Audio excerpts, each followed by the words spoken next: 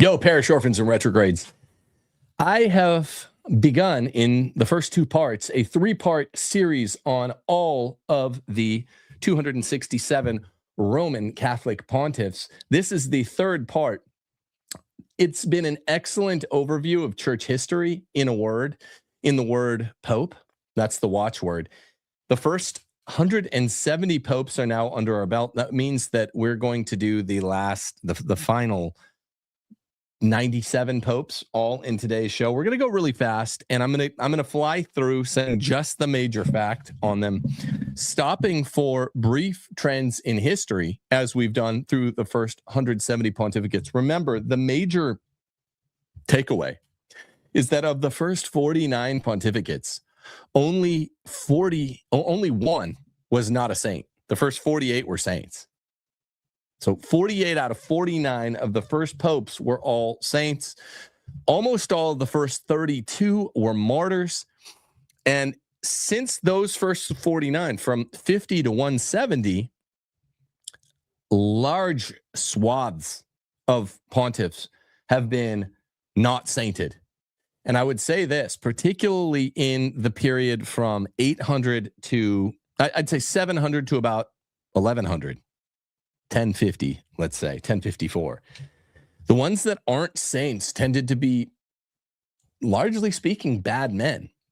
And the papal maximalists out there, Catholics and non-Catholics alike, don't know what to do with this. The fact that there are so many bad men in the pontificate, there's so many great saints in that first 49, so many great saints that follow, but they're a smattering, just a sprinkling in popes 50 through 170 that we've been through. And I was just perusing briefly. We're going to undertake it right now, starting at pontificate number 171.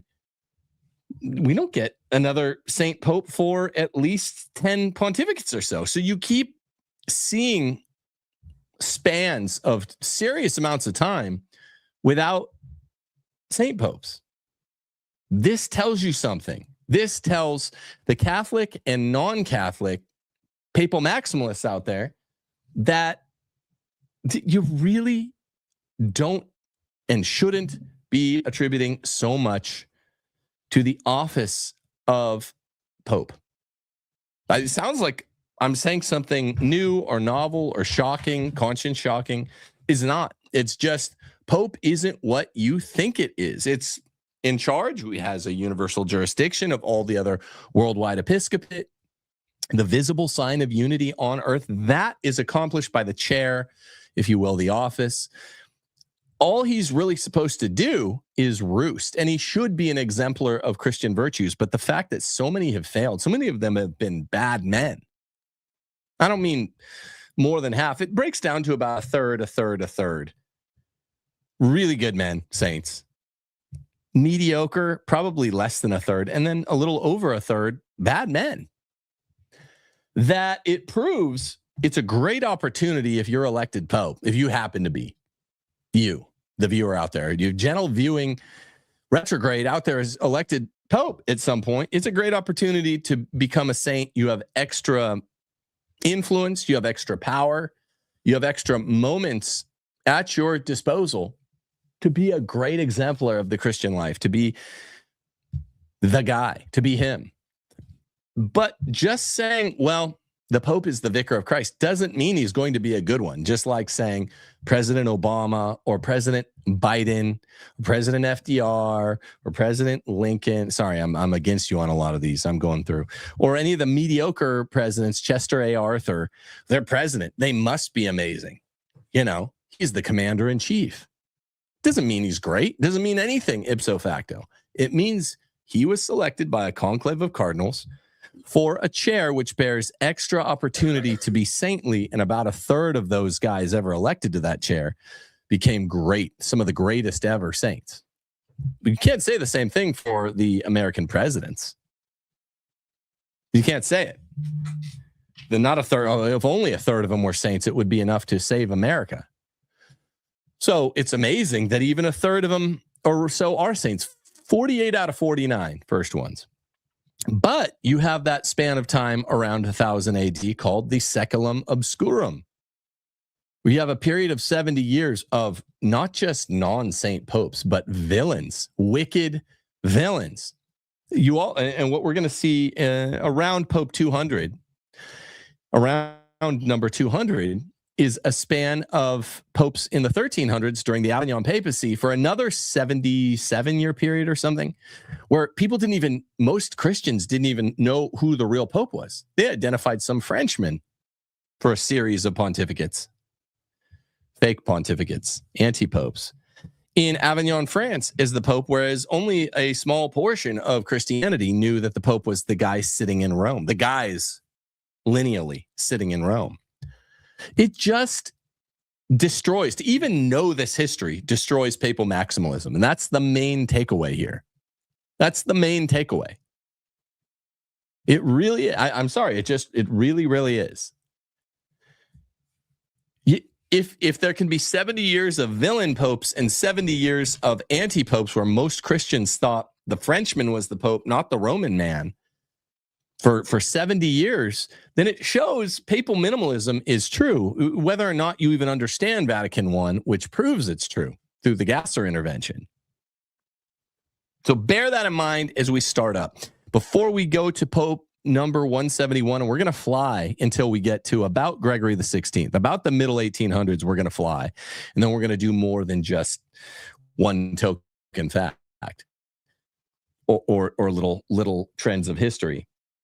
First, I want to remind you, this is the perfect time of the year to get out of your blue state and get to a red state. Go to realestateforlife.org, and some pro-life, pro-Catholic person will help you to do so. I did it almost 6 years now. It's coming up on 6 years that I got out of the bluest of the blue. I got to the reddest of the red, and my family's never been happier for it. I suggest the blood red swath of states in the American Southeast. If you're looking for a Christian conservative part of residual Americana to live, realestateforlife.org. Please support this channel. We are looking to get to 500 local supporters. We've been looking to do so for a while. It slows down because I haven't pushed it hard. Just become a $5 or $10 monthly local supporter, and you get all kinds of free stuff. For example, after this show, you're going to get my real thoughts. I'm giving my real thoughts, but you're going to get a more in-depth locals show. Locals only. Sometimes it's only 7 or 8 minutes, but we're almost always saying stuff, the real stuff we can't say on general YouTube. Okay. Are you doing a local show today? Yeah, I thought we would just do a fast one. We'll just do a fast local show today. But 2 out of 3 shows, roughly, we do a local show with top secrets after this show. Are we having lag? Yeah. Okay, so let's start out with Pope number 171. This is Lucius III. Pope Lucius III is Pope number 171. And I want you guys to note that we start out adding to the span of non-sainted popes here in the middle of the Middle Ages. So you want me to turn this off? Okay, Wi-Fi off. So just note it.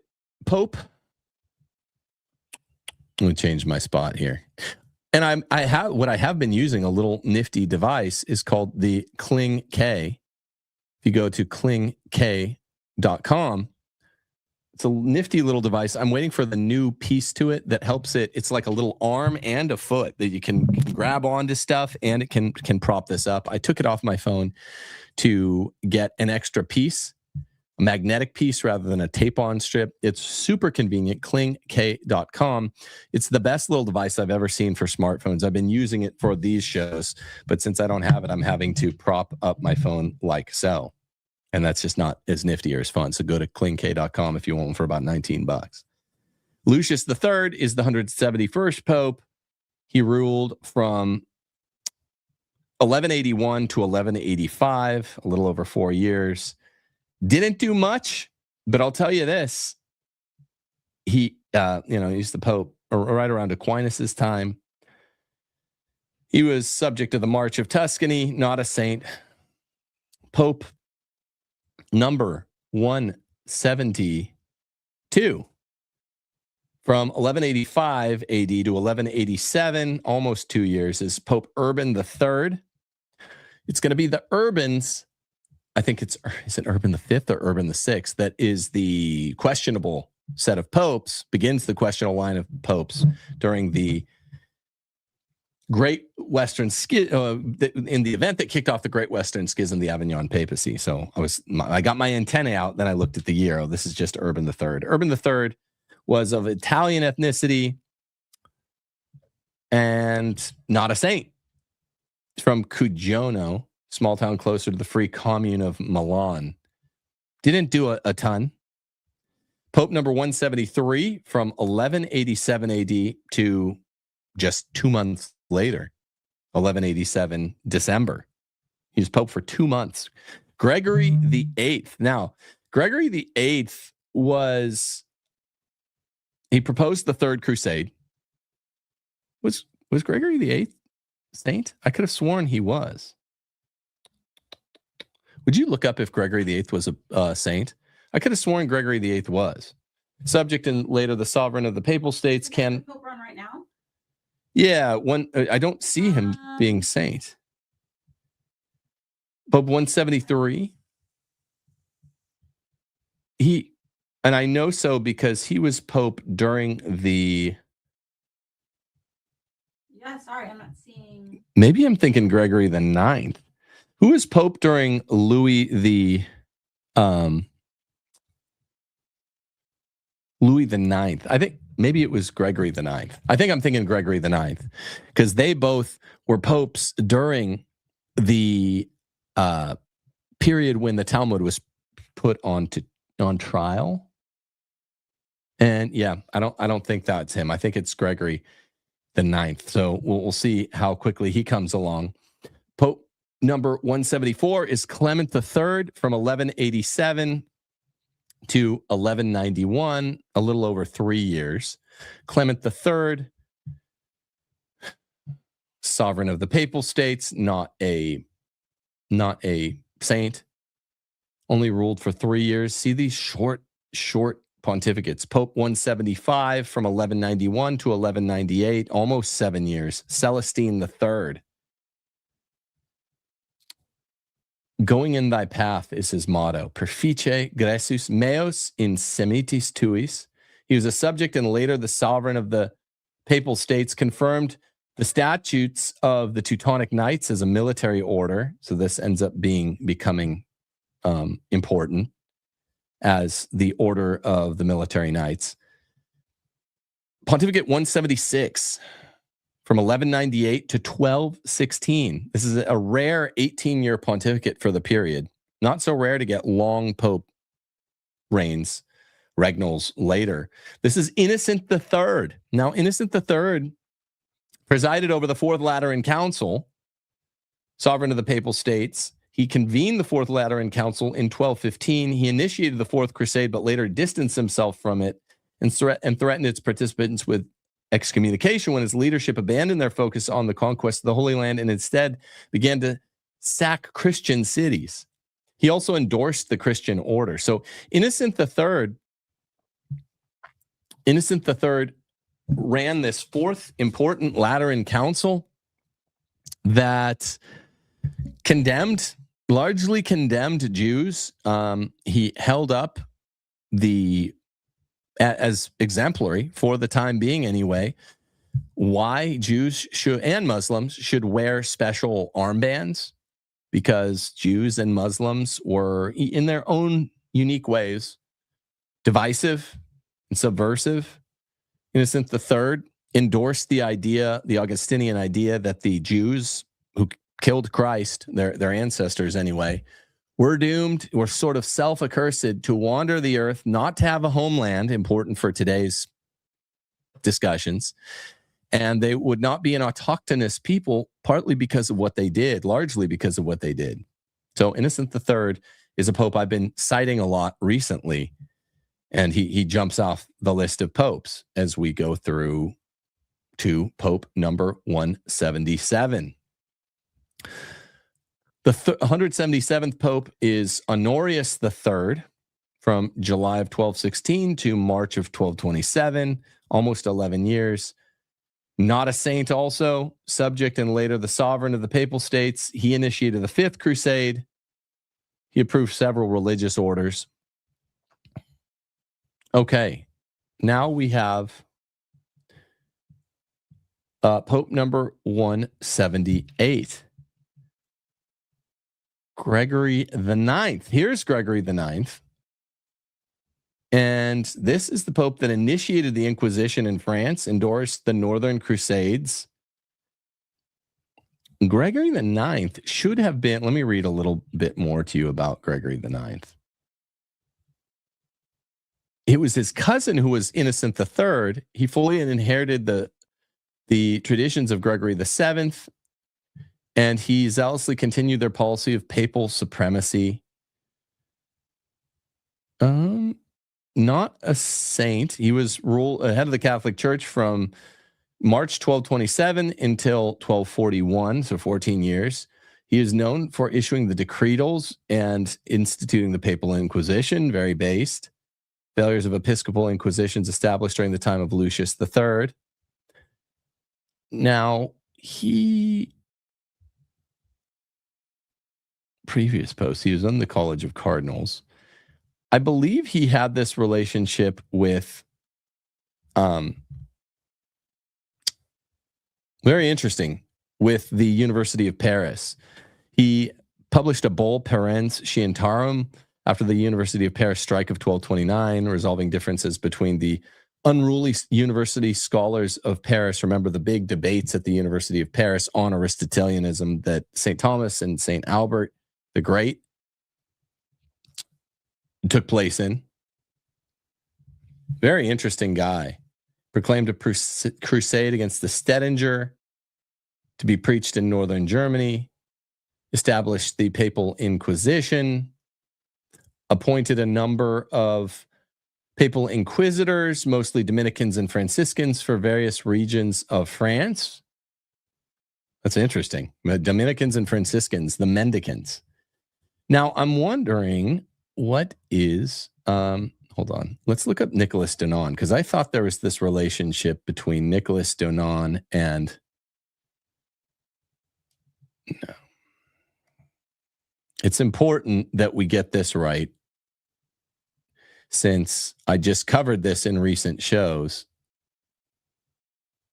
Jewish convert to Christianity, 12. Yeah, so the burning of the Talmud. What's his relationship with, in 1225, after 10 years of living in excommunication, Donan was baptized into the Roman Catholic Church and joined the Franciscans. See also, so the authority of Pope Gregory the Ninth, he presented himself before Gregory the Ninth and denounced the Talmud. So I was right. It is Gregory the Ninth. 35 articles against the Talmud were drawn up, which Donan charged with making virulent attacks on the virginity of Mary and the divinity of Jesus. So this is the French Jewish convert. Oh, you did a show on this. I did a show on this. Yeah. Oh, what is the show called again? It's like it's called the Talmud on Trial. If people want to learn more about this. But now I thought both Gregory the Ninth and the authority of King Louis the Ninth in France ratified the Talmud on Trial. Go watch that Talmud on Trial show. Also, make sure you watch parts 1 and 2 of this All Popes series. I just thought, I could have sworn, I don't usually forget, that Gregory the Ninth was a saint, because Louis the Ninth certainly is. And I was saying during that show that Pope Gregory the Ninth and Louis the Ninth were sainted. And I do not see him being named a saint here. That's weird. So, so Innocent III made Pope Gregory the Ninth a saint, by the way. Innocent III is another one that takes a hard line on the Jews. Most of these popes did at this time. Gregory the Ninth, King Saint Louis the Ninth. We're still on 178, right? Yes. Okay. Yes, we are. All right, let's get back to it. So I do not see Gregory the Ninth being a saint either. I was like, what am I missing? All of these ones that were. I think I say in that show that he is. Sorry, that's what threw me off. Okay, so we're on number, but he's still an important pope. And even though Gregory the Ninth doesn't appear to be a saint, he and King Louis the Ninth, who is a saint, both propped up Nicholas Denon's Talmud on trial. And they later, both of those sovereigns, the Pope and the King, had a public book burning of the Talmud, which is based. And Gregory the Ninth is, I think, related to and was made a cardinal by Innocent III, who had important teachings against the Jews in the Talmud as well at, what is it, the Fourth Lateran Council. Okay, Pope number 179 from 1241, October to November of 1241, just a 16-day pontificate, Celestine IV. He was a citizen of the Free Commune of Milan. He died before he was coronated. These guys just didn't last. Pope number 180, Innocent IV, from 1243 to 1254, so 11 and a half year pontificate. Convened the First Council of Lyons, issued the bull Ad Extirpanda, permitting the torture of heretics. So that's kind of based. He permitted the torture of heretics in this bull. Still not a saint. Still not a saint. That's so, man. Don't play. So good. Don't play around, bro. This stuff matters. We have such a great history. Great history. I'm so proud of it. I'm so proud of it. And modernists and liberals and moderates in general are so ashamed of it. Pontificate 181, 1254 to 1261, 6.5 year pontificate. Alexander IV, not a saint. Subject of, and later the sovereign of the Papal States, restored the Papal Inquisition in France. So you got to love that. So another based pope against the infidels, Jews and Muslims. Remember when everyone made that big stink when I debated on Tim Pool? The big stink about, do Muslims and Jews worship one God? Well, yeah. And what is this, our God? Well, they're worshiping the Father, even though they don't know he's a father. And the Catholic Church has always held this because the term infidel means those other two religions, Jews and Muslims, who worship the Father without knowing he's a father. That's what infidel means. So all the trads who are spurging out, and I guess Jay was kind of spurging during that debate, but a lot of trads had his back, not mine. That's fine. The term infidel is very old in both the East and the West. In the Eastern Church and the Western Church, we have this term infidel, and we're like, the definition is you worship God the Father while denying the second and the third person of the Trinity. That's the definition. But you can worship the Father without knowing he's a father. You can be friends with the Father without knowing he has kids. And they're infidels. They're not pagans. They're separated from pagans. Anyway, not to rehash old debates. Pontificate number 182 from 1261 to 1264, 3 years.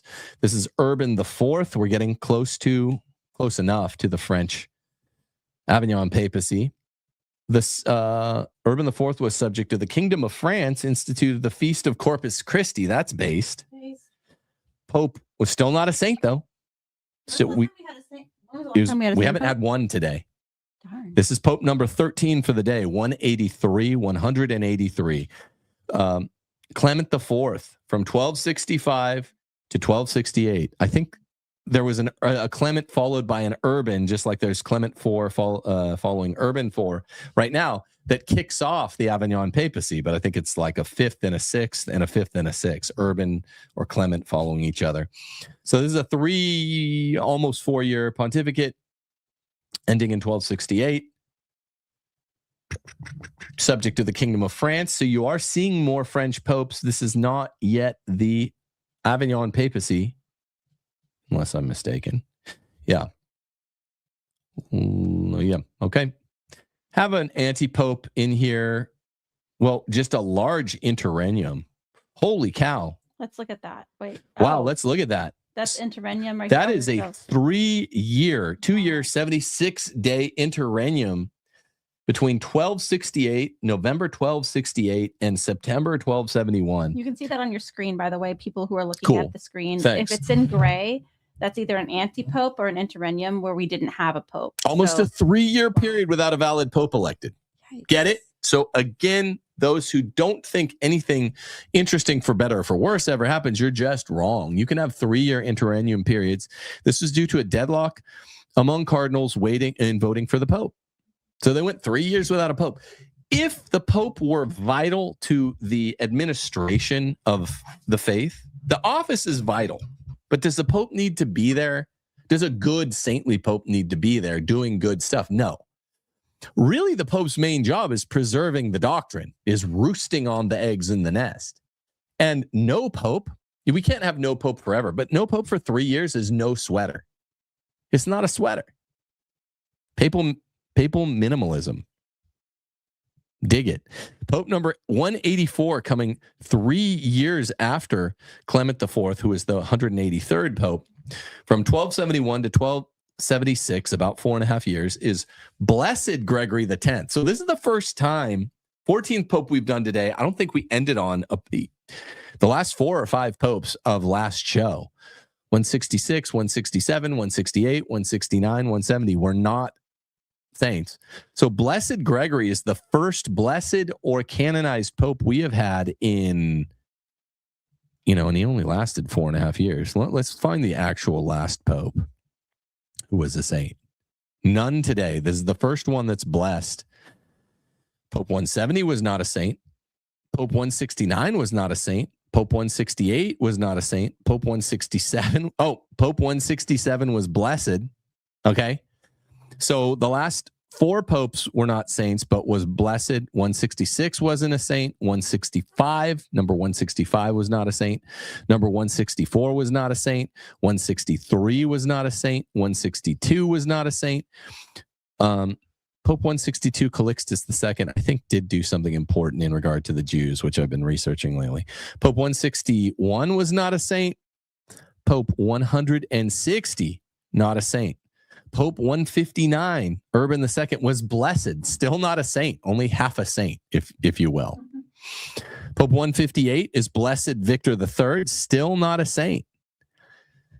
Pope 157 was Saint Gregory the Seventh. So we are literally on how many popes down? What number are we on? We've been about 30 popes without a saint, and you guys are sitting here thinking, wow, they're all saints. I mean, you don't have to do it in that voice, but they're all just, they're not all saints, man. Nearly 30 popes, because 184 is Blessed Gregory X. A lot of good Gregories. My brother is Gregory. He's a good man. Hopefully a saint someday. He convened the Second Council of Leon, issued the bull Ubi Periculum regulating conclaves until the 20th century. That's interesting. And he's a blessed Gregory X, 184. Did you see this whole thing on him? Papal protection of Jews and condemnation of the blood libel for this pope. So he condemns Christians who seize, imprison, wound, torture, mutilate, kill, or inflict violence on them, the Jews. Yeah, so you can't do never. He also never are we allowed to do violence against. But the blood Jews. Libel, he also says that no one should disturb the Jews during their festivals with clubs or stones or anything else. You can't club them, can't stone them. Definitely not. That's hateful and bad. He also the blood libel, not to be confused with the blood curse. Okay, the blood curse is from Matthew's Gospel, Matthew 27, right? Verse 25. The blood libel is the idea that they basically drink the blood of Christian newly baptized babies. So he condemns it. Gregory condemned the charges of blood libel and commanded them to stop. Such accusations continued to be made in the 20th century, and the letter failed to stop them. Okay, interesting. All right, so blood libel was a no-no. So around 85. Pope 185, Blessed Innocent V, 185. From 1276 to 1276, just 6 months. He is a blessed. Subject to the county of Savoy, was of French ethnicity. You see, this is not the Avignon Papacy yet. We're getting right up to it. He's a Dominican, Blessed V, but you do see a lot of Frenchmen pope. First pope elected in a conclave, Blessed V, Pope number 185. Pope 186 from July 1276 to August 1276, a little over a month. Adrian V, not a pope, not a saint pope, not even a blessed pope. He annulled Gregory X's Ubi Periculum regarding the regulations of conclaves, and look what follows not long thereafter. Pope 187, pope for a little under a year, from 1276 to May of 1277, John the 21st, subject of Portugal, due to confusion over the numbering of popes named John in the 13th century. The ordinal 20, they skipped John the 20th. So there was no John the 20th. Because like some were anti-popes and then the numbers got confused. That's a good question. The number, let's look that up. The numbering of popes named John, it has its own Wikipedia. The numbering of popes named John does not occur in strict numerical order. Although there have been 21 legitimate popes named John, the numbering has reached 23 because of two clerical errors that were introduced in the Middle Ages. First, anti-pope John the 16th was kept in the numbering sequence instead of being removed. Then the number 20 was skipped because Pope John the 21st counted John the 14th twice. So just the Vatican has always been quite incompetent, you know? I mean, that's maybe they started having women working in the parish office there or something. Yeah, the Susan from the parish council. Yeah. She's like, I'm sorry, I miscounted. Sorry, sometimes I just go from 19 to 21. Oops. Pope number 188 from 1277 to 1280, almost 3 years. Pope Nicholas III. He was subject and later the sovereign of the Papal States. Not a saint. We're still running with this. We haven't had, right? We just had a couple of blesseds, but I'm sorry, we're on 188, right? Yeah, 188. I don't have much more to say about him, so we'll go to Pope 189 from 1281 to 1285, a little over 4 years. Pope Martin IV, subject to the Kingdom of France. So we're getting right up near the Avignon Papacy. He ordered the Aragonese Crusade. Pope 190 from 1285 to 1287, 2 years and 1 day. He literally was April the 2nd, coronated Pope, died April the 3rd. This is Honorius the 4th, subject and later the sovereign of the Papal States. When do we get the... Now look how long this interregnum. We're going to have another 2-year interregnum in a second. Pope 191 is Pope from 1288 to 1292, just over 4 years. His name is Pope Nicholas IV. He's a member of the Franciscans. Really? Wait. Yeah, that's right. I was going to say, was he the first Franciscan Pope? Because Francis was, but Francis wasn't a Franciscan. He was a Jesuit. That just threw me off. Now, after Pope number 191, Nicholas IV, we have a long interregnum for over 2 years again, a 2-year period without a valid Pope elected. This was due to deadlock among cardinals voting for the Pope. So we can deal without it. In the last 15 years alone, we've had 5 years without a Pope. A 3-year interregnum and a 2-year interregnum stacked nearly on top of each other. We just don't need these guys. Now look at it. 35 popes after the last saint, which I think was Pope number 157. We stumble upon Pope 192, 35 popes without a saint. 192. Number 192. Elected Pope in July of 1294. Dies in December 1294. And in that small amount of time, he becomes a saint. Saint Celestine V. He's a Sicilian, member of the Order of St. Benedict. Lots of popes from the Order of St. Benedict. I never knew that before this. Remember how many in that second show, how many spans of popes were Order of St. Benedict. He founded the Celestines, reinstituted the rules of ubi periculum. Last pope to he didn't die. He abdicated on his own initiative until Benedict XVI. So this was... Oh, I didn't know. So we have had an abdication. Yeah, remember? I knew it was one of the Celestines. I forgot it was the fifth. When Benedict pieced out and we were all just scratching our heads, I knew it was a Celestine. I forgot who it was. And I also didn't know he was a saint. This man was young. Hold on, let's go. He was elected pope because I remember some of his story. He was born Pietro Angelario, also known as Pietro da Marone. He was born... I think 1209 or 1210. They're not sure. Yeah. Or 1215. Yeah, they're all over the place. 1210 or 1215. And he was made pope in the last non-conclave election. When was he pope from? And no other pope has taken his name, Celestine. The subsequent pope has taken the name Celestine. So that's interesting. Interesting. Wait, no, he wasn't. Wait, this seems to get it wrong. When did he die? I have his death on here. He died 2 years afterwards. Oh, he was 87. He was 87. 80 to 87 when he died. Yeah, so he was a Benedictine monk. He founded the Celestines. He's elected as pope. And shortly after assuming office, he issued a papal bull granting a rare plenary indulgence to all pilgrims visiting Santa Maria de Colemaggio through its holy door on the anniversary of his papal coronation. That's based. That's what I would do. Hey, the day I was elected, plenary indult for coming all the way out here and opening the holy door, entering through. Celestinian Forgiveness Festival is celebrated in L'Aquila every August 28th to 29th in commemoration of this event.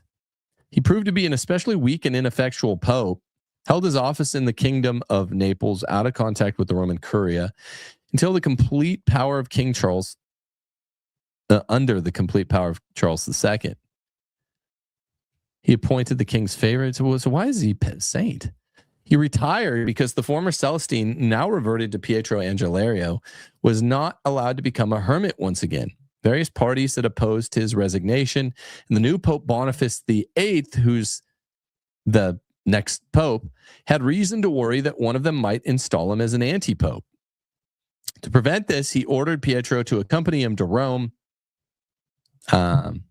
He fled to Dalmatia. Okay. I'm wondering, why is he a saint? I'm curious, because we're not just giving him out. You can see we went 35 popes without giving him out. Did you see why he's a saint? Could it be the founding of the Celestines? I don't know. I mean, that's not. I'm looking. He's the last pope to see canonization. Leave on his own. Let's see here. We have something important in church history coming up. The Avignon Papacy. They just say that he was canonized. They didn't say why. That's weird. He pieced out early. I'm just curious. Okay, well, Yeah, we'll move on. Look that out. Pope 193 was pope for about 9 years, from 1294 to 1303. So we're getting close to the Avignon Papacy. Boniface VIII, not a saint. So we went 35 popes without a saint pope. And now we're back to it. Another dry spell. He reincorporated ubi periculum into the canon law. So you see Pope instituted ubi periculum about 10 popes ago. Someone undid it about 8 popes ago, governing conclaves. Was reinstituted by a recent pope, 191 and 192.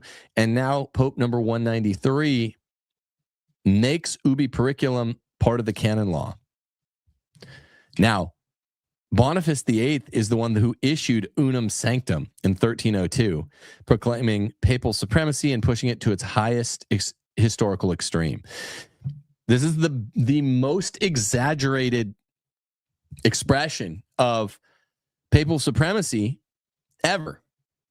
And there's a reasonable range here. And that doesn't prove that the popes are lying or contradicting themselves. Unum Sanctum is something I've talked about a lot with Jay Dyer, debated a lot with Jay Dyer. remember, the thing to keep in mind with unum sanctum is this is before the collapse of Christendom, where the two swords theory, still intact, looks very differently than two swords theory looks once Christendom falls and kingdoms are secular. Okay, we're not going all the way into it. Interestingly enough, he was abducted and I think killed. Who was? This Pope here. Boniface VIII? Yeah, because he issued he excommunicated all persons who were impeding French clerics from coming to the Holy See. This included King Philip, though not by name. And in response, Philip's chief minister, I guess, like I'm trying to read it really fast, but he might have abducted him or had somebody abduct him. Wow. You're talking Boniface VIII, right? Yeah. He said that he would sooner die than, I guess, given. And yeah, I guess he died of a fever after he was abducted, from what I could tell. Got interesting there. That's, I mean, I know it's like an automatic excommunication if you hit a pope, right? How about abduct it? Like, that doesn't seem like that's going to work out well for them. No. Okay, so we're on 194. 194. From 1303 to 1304, Blessed Benedict XI was a Dominican, was an OP. Subject and later the sovereign of the Papal States, member of the Dominican order, reverted Boniface VIII unum sanctum. What does that mean? So hold on, let's talk about this. So Benedict XI reverts unum sanctum.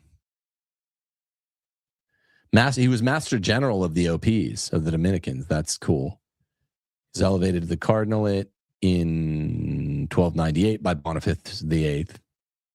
Now, his papal election and his actions. He was quick to release King Philip IV from the excommunication that had been put upon him by Boniface VIII. Interesting. So he's kind of undoing Boniface VIII actions. His success, okay. So his successor was in France when elected and never journeyed to Rome. So his successors resided principally in Avignon, inaugurating the period of the Avignon Papacies. Okay, papacy. That's what starts this whole thing. But where did he revert they have nothing on his reversion of unum sanctum. I need a pen. I need to look this up after the show and talk to people. Did Benedict XI truly revert unum sanctum? I don't. I will. Because that's never one of our defenses. That. Thank you. Did Benedict XI revert unum sanctum? We'll talk about this in our locals only meeting because we got to move on. Pope number 195 is Clement V. Okay, from 1305 to 1314, almost 9 years. Clement V, Raymond Bertrand de Goux. Now, this is important. He's a subject of the Kingdom of France. He moves the papacy in 1309 to Avignon. So he was pope for 4 years before he moved the papacy to Avignon. He convened the Council of Vienne.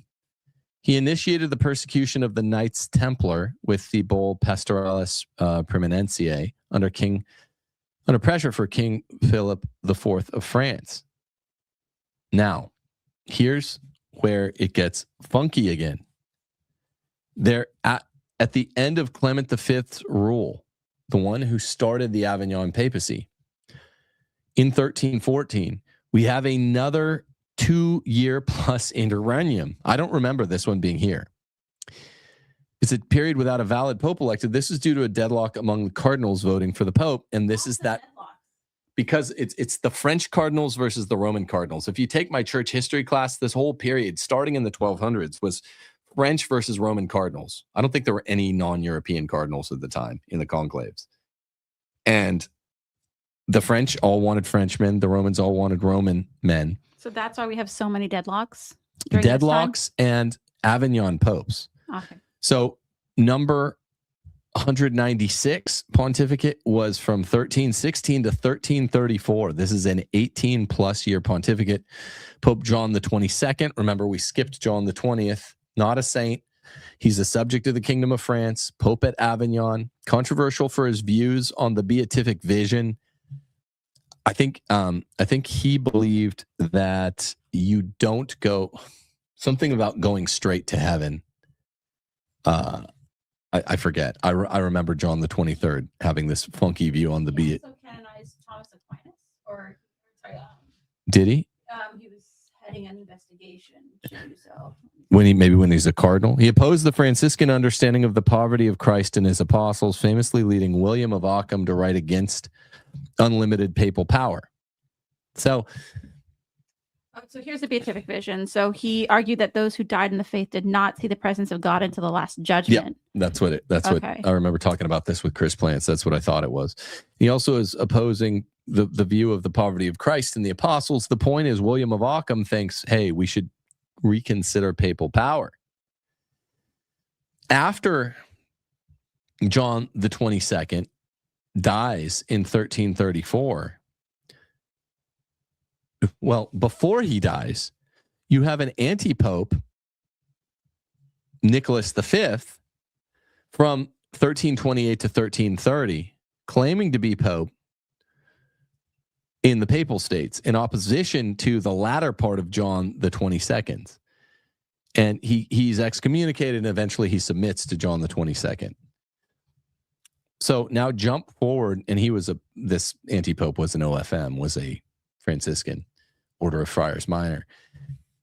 Pope number 197, Benedict XII, not a saint, from 1334 to 1342, 7.5-year pontificate. Benedict XII, well, I think a Cistercian. He's subject to the Kingdom of France, Pope at Avignon, member of the Order of Cistercians, known for issuing Benedictus Deus, a careful pope who reformed monastic orders and opposed nepotism. Did he institute the monks of Cluny? Maybe. No time to check. Pope number 198 from 1342 to 1352. We're getting some stability now out of these Avignon popes. Clement VI. All right, so this is where it gets pretty funky. Pope 198. He's from the Kingdom of France. He's the Pope at Avignon. He reigned during the Black Death and absolved those who died from it of their sins. That's kind of based. You're absolved from your sins if you die of the Black Death. I like it. I like leniency, man. I'm not known for it, but I like leniency. Look at how I carry myself. I like as much leniency as is real. We just get into all these issues, and I'm known as a trad, rightly known as philosophically a trad, because, hey, I like leniency that a pope actually grants and has the authority to grant. He can't grant more than he has the authority to do, and you can't lie about what popes have granted or councils. Pope number 199 from 1352 to 1362, just under 10 years. This is Innocent VI. His real name was Etienne Albert. What do you think he was? He was another Frenchman, another pope at Avignon. Through his exertions, the Treaty of Bretigny was signed and ratified. Pope 200. Now, here's where we get, I think, the end of still Avignon Pope. Never mind.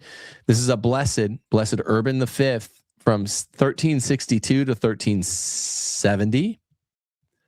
Urban V, subject to the Kingdom of France, Pope at Avignon, member of the Order of St. Benedict, another Benedictine Pope, reformed areas of education, sent missionary movements across Europe and Asia. His pontificate witnessed the Alexandrian and Savoyard Crusades. Pope number 201. Pope number 201, Gregory the 11th, reigned from 1370 to 1378, just a little over 7 years. Subject to the Kingdom of France, Pope at Avignon, returned the seat of the papacy to Rome in 1377. He's the last French pope ever, not just the last Avignon pope. He's the last Frenchie ever to be pope. So he brought it back. And there's this whole time period when this basically kicks off the Great Western Schism. Okay. The Great Western Schism begins with the papacy being returned from Avignon to Rome. It's interesting. Very fascinating period of history. We don't have time to get all into it now. But so it's Gregory the 11th that brings the papacy back in the middle of his pontificate, really toward the end, second to last year, to Rome from Avignon, where it was more stable from the external attacks that Rome had been getting. Take church history. It's very interesting. Pope number 202, Urban the Sixth. I knew it was an Urban, and then it's, so Urban the Sixth is followed by Clement the Seventh. Remember I said I knew it was a Clement that follows an Urban that kicks off the Great Western Schism right after the Avignon Papacy. 202, Urban the Sixth, not a saint, subject to the Kingdom of Naples. So he's a Napolitano. He's a Neapolitano or a Napolitano. That's what that means. You're from Naples. Last pope to be elected outside of the College of Cardinals. Reigned during the Western Schism, the Great Western Schism, not the Great Schism. This is, 300 plus years later. And who claims the pontificate here is this Frenchie named that calls himself Clement the Seventh. He claims this anti-pope, Clement the Seventh, Robert de Geneve, claimed to be pope for 16 years. From Chateau de Nancy, subject of the County of Savoy. The Western Schism is basically his fault in opposition to Urban VI and Boniface IX, who's the next legit pope. 203 pontificate from 1389 to 1404, basically 15 years. A month shy of 15 years. Boniface IX, number 203. Also opposed by anti-pope Clement VII. Subject Boniface IX was of Kingdom of Naples, reigned during the Western Schism. Okay. Starting in 1394, 10 years before the end of Pope number 203's reign ended, which ended in 1404. That Pope is Boniface IX, number 203. You have Benedict XIII claiming to reign from 1394 all the way to 1423. Anti-Pope Benedict XIII. Wow, 28 years. Yeah, 28 and a half years. Anti-Pope for 28 years. Kingdom of Aragon, Western Schism Pope, in opposition to both Boniface IX, Innocent VII, Gregory XII, and Martin V. And then, remember, we had the Pisan anti-popes following at the end of the schism, Alexander V, anti-pope, and John the 23rd, anti-pope. He gets excommunicated in 1417. Benedict VIII does. But he lives so long, and he claims to reign as pope, though he's anti-pope, for nearly 30 years, nearly 29 years, that he is anti-pope in opposition to Boniface IX, Innocent VII, Gregory XII, Martin V, then the Pisan anti-popes, Alexander V and John 23. Okay, so you know who's coming next. Pope 204, legit pope from 1404 to 1406. He's pope number 204, Innocent VII, like I just said. Subject to the Kingdom of Naples. He's another Napolitano. Reigned during the Western Schism. Pope number 205, as I called out before, from 1406 to 1415, almost 9 years, was Gregory XII. He's a Venetian, and he's from the Republic of Venice. Remember, unified Italy is so gay. It was not a thing until the Freemasons unified Italy under the reign of Pius IX. Guys like Giuseppe Mazzini and Giuseppe Garibaldi, the two Freemason Illuminati guys, who Lincoln tried to conscript into his northern army to do to America what they just did to Italy, make it this big gay country. Yeah, to attack you with the North, literally. That's why Pius IX liked the Confederacy, in addition to being based. Gregory XII was a citizen of the Republic of Venice. These guys are hardcore. They say Forza, Forza in Venice. and they have the symbol of St. Mark, the lion. They're fierce right-wingers, and they're really quite based. Gregory XII reigned during the Western Schism, confirmed the Council of Constance in 1415. I don't know what that council did. Might have been one of the... Someone call it out if you know what it was. Convinced to abdicate to end the Western Schism. Last pope to abdicate until Benedict XVI. I thought we already said that was someone else. So the Council of Constance was the first ecumenical council convened in the Holy Roman Empire, ended the Western Schism. Okay, yeah, literally, it just ended the Western Schism. I tend to know the doctrinal councils. That one kind of just ends the schism. From 1409 to 1410, in the middle of Gregory XII's pontificate, you get anti-Pope Alexander V, another Venetian, a Greek ethnic Venetian. He opposes Gregory XII, considered a legitimate pope until 1963, Alexander V, and is still numbered as such to this day. So he's numbered like kind of a real pope, but at the start of the Vatican II, they said that he's actually an anti-pope. I wonder what that was all about. You know, that's some devilry that he claimed to reign from 1409 to 1410. From 1410 to 1415, you had John the 23rd, anti-pope, subject of Naples, opposition to Gregory XII, convened the Council of Constance, but was deposed, became the dean of the College of Cardinals in 1417, was considered a legitimate pope until 1958. You see the funkiness happening here? So Gregory XII being opposed by John the 23rd, he convenes the Council of Constance, but in 1958, I wonder if it was Pius XII before he died or John the 23rd when he took up office. That's very important. Can you look? Let's look up John the 23rd. I want to know who, there's just too many important questions.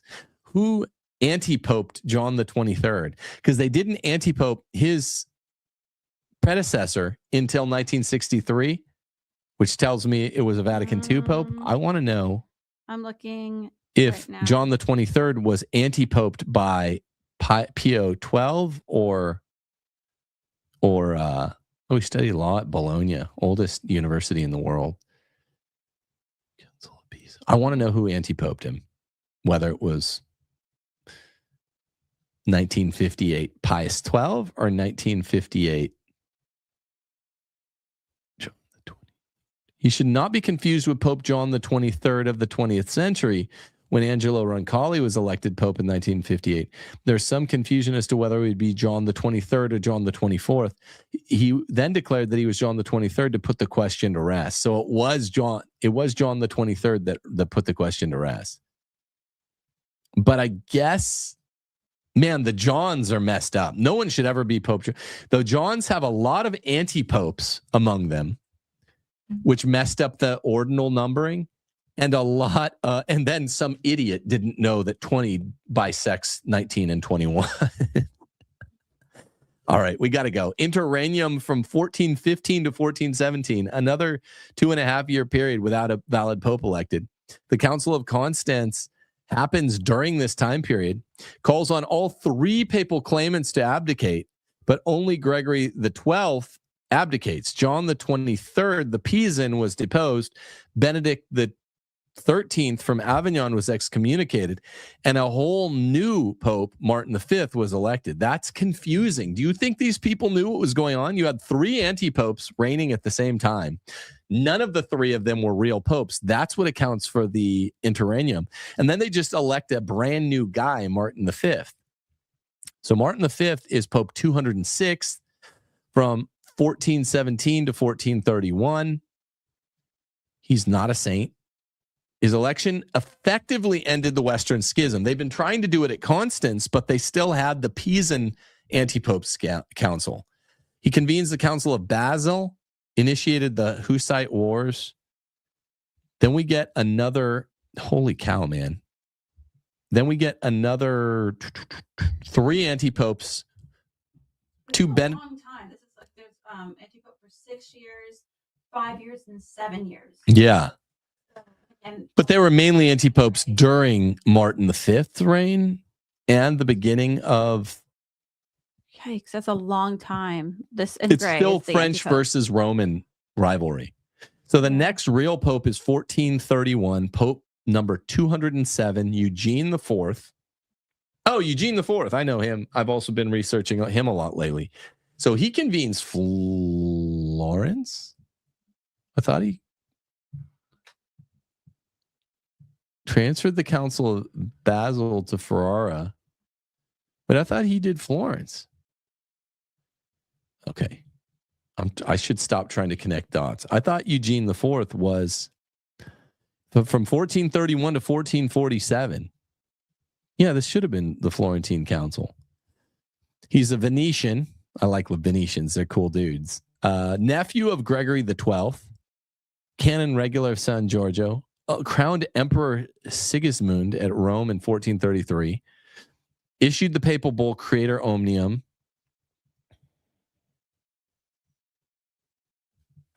transferred the Council of Basel to Ferrara, was eventually transferred again to Florence. Okay, so that's why they call it Florence. Okay, there we go. Because I was like, I know Eugene IV did Florence. And guess what Eugene IV said at Florence? He issues this Cantate Dominum in the middle of the Council of Florence, basically giving us a doctrinal decree of supersessionism, saying the Jews that covenant's done. So don't ever let some Catholic Answers type tell you that we don't have an official statement on this, that it's up in the air. Eugene IV issues Cantate Dominum in the middle, I think the 11th session of the Council of Florence, right in the middle of Florence, which began at Basel, transferred to Ferrara, finally transferred to Florence. Okay. I'm glad to memorize these popes so that when they stick out, they stick out. Had an anti-pope for about 10 years called Felix V from 1439 to 1449. Don't worry about him. The next real pope was Nicholas V. He was pope number 208, beginning in March of 1447, lasted until March of 1455, about 8 years. Nicholas V, he was a Genoan. Crowned Emperor Frederick III, who was an important cat, in 1452, issued the bull Dum Diversos. I don't know that one. Portugal has the right to conquer and subjugate Saracens and pagans. You know what a Saracen is, Steph? It's a Muslim. And he starts the Vatican Library, which eventually becomes the Vatican Bibliotheca Apostolica. Next pope is number 209, Calixtus III, from 1455 to 1458. He also, I believe, furthered the cause against the Jews after Florence and after the council of the Fourth Lateran Council. He's from Valencia. First Valencian pope instituted the Feast of Transfiguration to be celebrated on August the 6th. That's based. That's the day we got married. I didn't know that's what that was. Pope number 210 from 1458 to 1464, basically 6 years. Pius II only. He was a Sienan, all these Italians from the proud northerly city of Siena. He had a great interest in urban planning. Okay, these guys are important now. Now we get high Middle Ages. I don't really want to miss anything.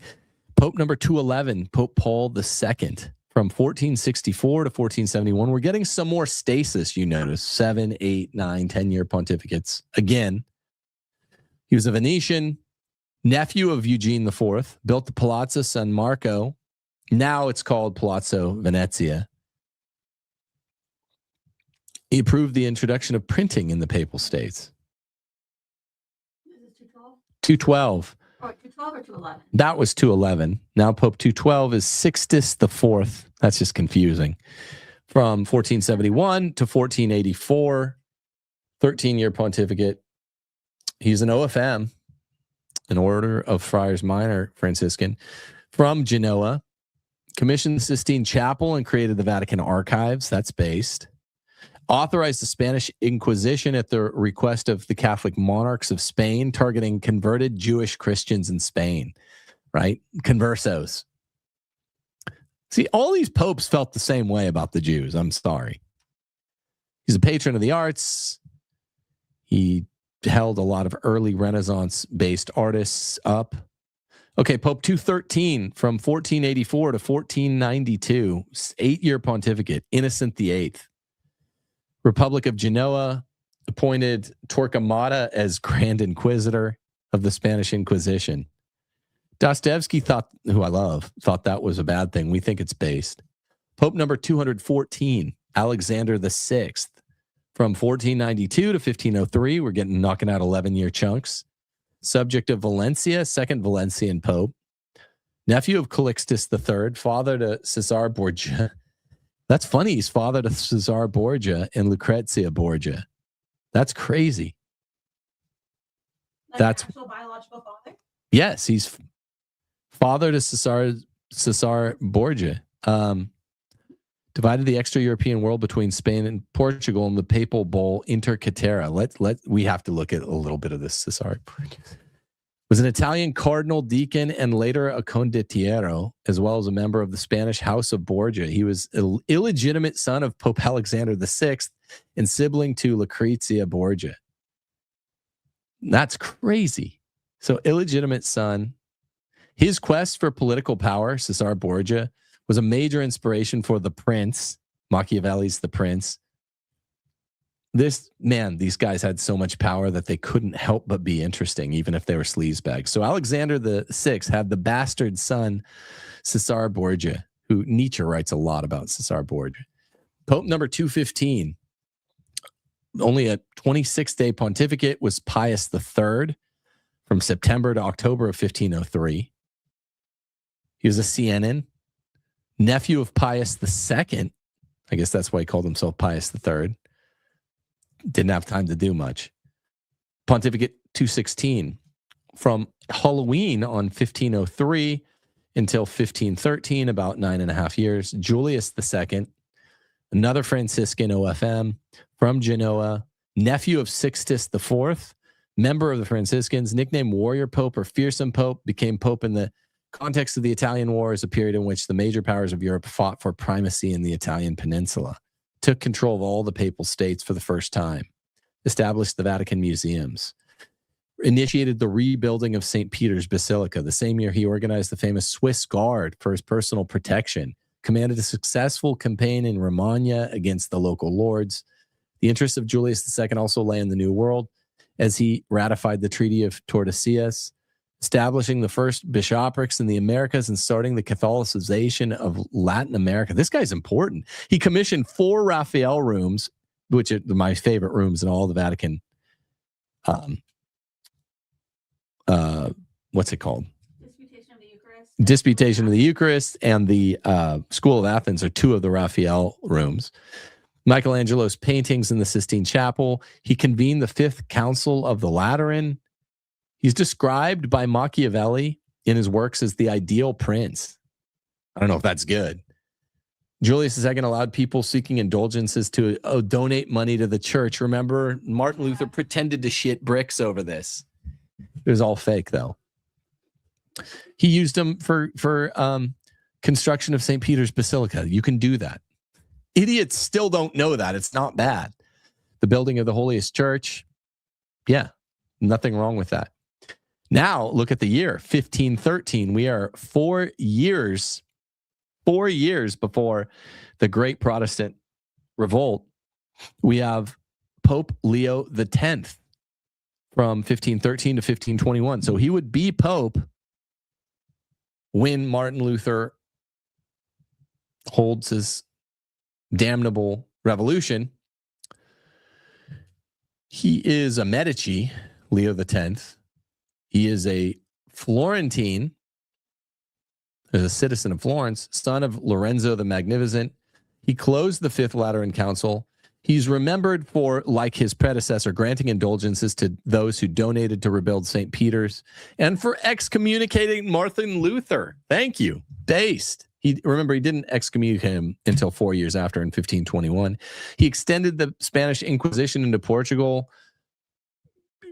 Man, why isn't this guy a saint? Oh, he also organized the Roman University, which is the Greg, I believe. Oh, no. Sorry, that's Sapienza, the public Roman university. Never mind. He also wrote Exsurge Domini, which condemned Luther's condemnatory stance. And he wrote Exsurge Domini. Well, this is where this is the bull which excommunicated him. Exsurge Domini. Yeah. Pope number 218 pontificate from 1522 to 1523, almost 2 years, year and 2/3. Adrian the Sixth, or Hadrian. Respect and wait is his motto. Subject of the bishopric of Utrecht. The only Dutch pope, last non-Italian to be elected until, who was it? John Paul II in 1978. The last non-Italian was Pope number 218, all the way until 264. So from 219, pontificate 219 to 264, you had only Italianos, which is kind of based. Pope 219 was a ruler from 1523 to 1534, about 11 years. That's Clement VII. He was a Medici as well. Another Florentine, of course, being a Medici. Cousin of Leo X. Rome was sacked by imperial troops in 1527. He forbade the divorce of King Henry VIII. King Henry VIII. This is something we always joke about. Like, King Henry VIII was always trying to make it with all the mids in the county. And this guy was like, not on my watch. Isn't happening. Yeah. But so King Henry VIII got advice from Anne Boleyn to be like, well, this is the thing. You're a king. You can just be your own pope. Because he just wanted to make it with all the mids in the county. Anne Boleyn's the one that told him that? Yeah. I mean, it's rumored that she introduced him to a book that was basically, giving instruction to kings that they have a divine right in and of themselves. They don't need permission from anybody else. And so then he basically declared himself head of his own church because he wanted to make it with all the mids in the county. Was that Robert Filmer, or was that did Robert Filmer write that book later? Oh, that might be Robert Filmer. Yeah. Would you look that up? Oh, it's gonna be hard because I'm gonna have to scroll away from this screen. Okay. All right. That's interesting. Steph knows a lot about Henry VIII. Fat, disgusting Henry VIII. Who, remember when all of the Catholics were like glazing the Anglicans and the Pope when like King Charles did something stupid? I forget what. Remember when they were glazing him? Died. Remember how pathetic that was? Yeah. That was so pathetic. They literally think their Pope can be a king. I don't get it, man. Interestingly enough, like I always tell people that we know this, but like my mom did like a ancestry DNA thing, and she's like 100% white, like literally. And 90, I think she's like 95% of her family is like from this area in England of the Green family, which were related to King Henry VIII's last wife, Catherine Parr. So his only surviving wife, I'm actually distantly related to. It's like a funny offshoot. That's cool. But, yeah. I mean, and you know so much about that, so it's fitting, I guess. 220? Wait, was that 219 or 220? 219. So we're on 220, Paul III. Wait, so 219 Clement VII is the one that was the cut. Yeah, he did all this stuff. Paul III is 220. No saints here. From 1534 to 1549, 15-year pontificate. Paul III, subject and later the sovereign of the Papal States, recognized the Jesuits for the first time, opened the Council of Trent. All right, that's based. His illegitimate son became the first Duke of Parma, decreed the second and final excommunication of Henry VIII, appointed Michelangelo to supervise construction of St. Peter's Basilica. Pope 221 Julius III from 1550 to 1555. He reopened the Council of Trent in 1551. He established the Collegium Germanicum, and that's about it. Pope number 222, Marcellus II from 1555 April to 1555 May 1st, like 22-day pontificate. Last to use his birth name as his papal name ever. Instituted immediate economies in the expenditure of the Holy See. The Missa Papae Marcelli was composed in his honor. Pope number 223 from 1555 to 1559 was Paul IV. The Lord is my helper was his motto. Subject to the kingdom of Naples. He established the Roman ghetto in the bull Cum Nimis Absurdum. Okay, so there's another. So he established the ghetto. Why? He published the Index of Forbidden Books. He published the ghetto to put the Jews there in the ghetto. They're in a part of Rome that we nearly lived. Remember that, Trastevere?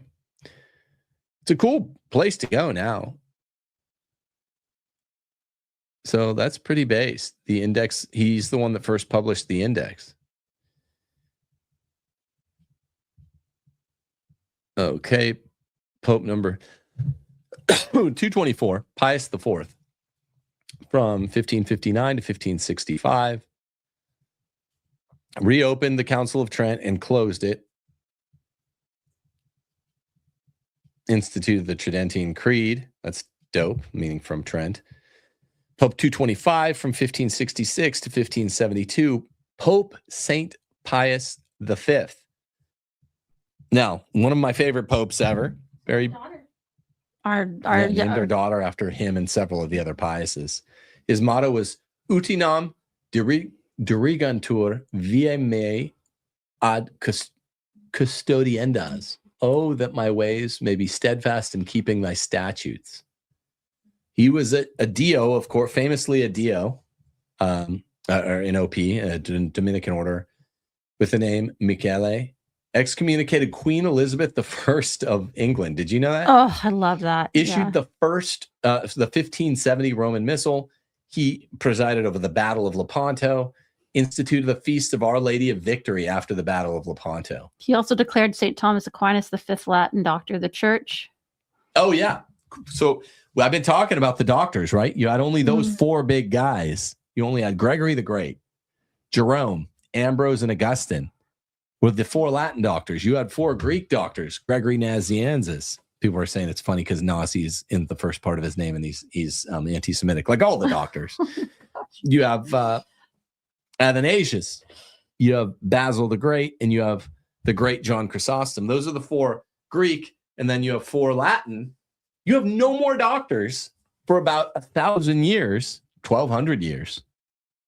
11 or 1,200 years.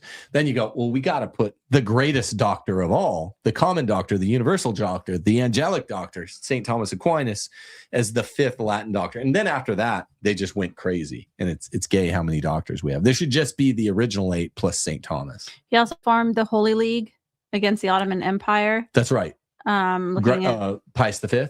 Yes. He's the one that formed the Holy League. I forgot about that. He urged Mary, Queen of Scots, to restore Catholicism in her realm. Did she? Which again, that ended up badly because Queen Elizabeth had her. It was like one of the first times like a sovereign had another sovereign killed. So Elizabeth had ordered Mary, Queen of Scots, to be killed because she thought that there was some sort of plot against her. So that didn't work out for Mary, Queen of Scots, unfortunately. So well. It's rough. Yeah.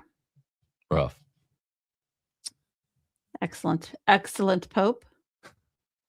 Pope 226. It's 26, right? Yep, we're on 226. Okay. We Gregory. have what? Old Gregory. Gregory the 13th from 1572 to 1585. Subject and later the sovereign of the Papal States, built the Gregorian Chapel in the Vatican. First Pope to bestow the Immaculate Conception as the patron saint of the Filipina Islands. It's kind of random. And he reformed the calendar. So Gregorian reforms do not always come from Gregory the Great. He reformed the calendar. Pope 227, Sixtus V.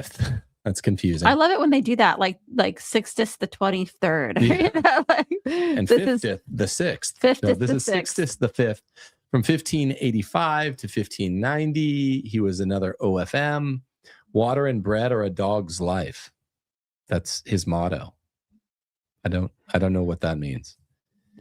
So It sounds almost like Disney. yeah, it sounds like it did. It sounds like all dogs go to heaven. Yeah, or like, yeah. He limited the College of Cardinals to 70 in number. He doubled the number of curial congregations in 1588. And I think, the College of Cardinals got raised beyond 70 only, if I'm not mistaken, by Paul VI, pulling some funny business. Don't quote me on that. I think I remember that from a show Taylor and I did back in the day. Pope 228, Urban the Seventh, from 1590 the second to 1590. What? I was gonna say, is it Thirdus the second? Thirdus the second. Second is the third. From 1590 September to 1590 September, only a 12-day pontificate. Urban the Seventh, supported by Spain, shortest reigning pope ever, died before he was coronated, set the first known worldwide smoking ban. Ooh, That's kind of gay. lame. I don't smoke, but banning smoking in and near all churches. Wait, so he only was pope for what? 12 days. 12 days? He got right to it. It was like Mothers Against Drunk That's Driving. he really cared about that. I Yeah, mean, for 12 days, and that's the first thing he's doing. That smoking issue was just important. And he to him. threatened excommunication for those using tobacco in or near church. It's like, bro, I mean, He I realize looks you're like- only pope 12 days, but there's more important stuff to do. He looks like a guy who'd have a hard time, like a problem with smoking. I mean, That's just like kind the picture of him. It looks like he's looking at somebody who was smoking. Yeah. Look at that. That's like how people look at you if you're smoking, I guess. Yeah, I guess that's true. Gosh, poor guy. Man. Yikes. Well, God bless him. God bless his nerdy soul. Okay. Okie doke. 229. Well, so we have 229, Pope Gregory the 14th, from 1590 to 1591. Modified the Constitution Efrentum of Sixtus V so that the penalty for abortion did not apply until the fetus became animated. Oh, Made gambling on papal elections punishable by excommunication through the bull. I mean, why should? That's funny. I didn't know gambling was punishable by excommunication. it's funny. It went from smoking to gambling. Yeah, it's kind of priggish popes here.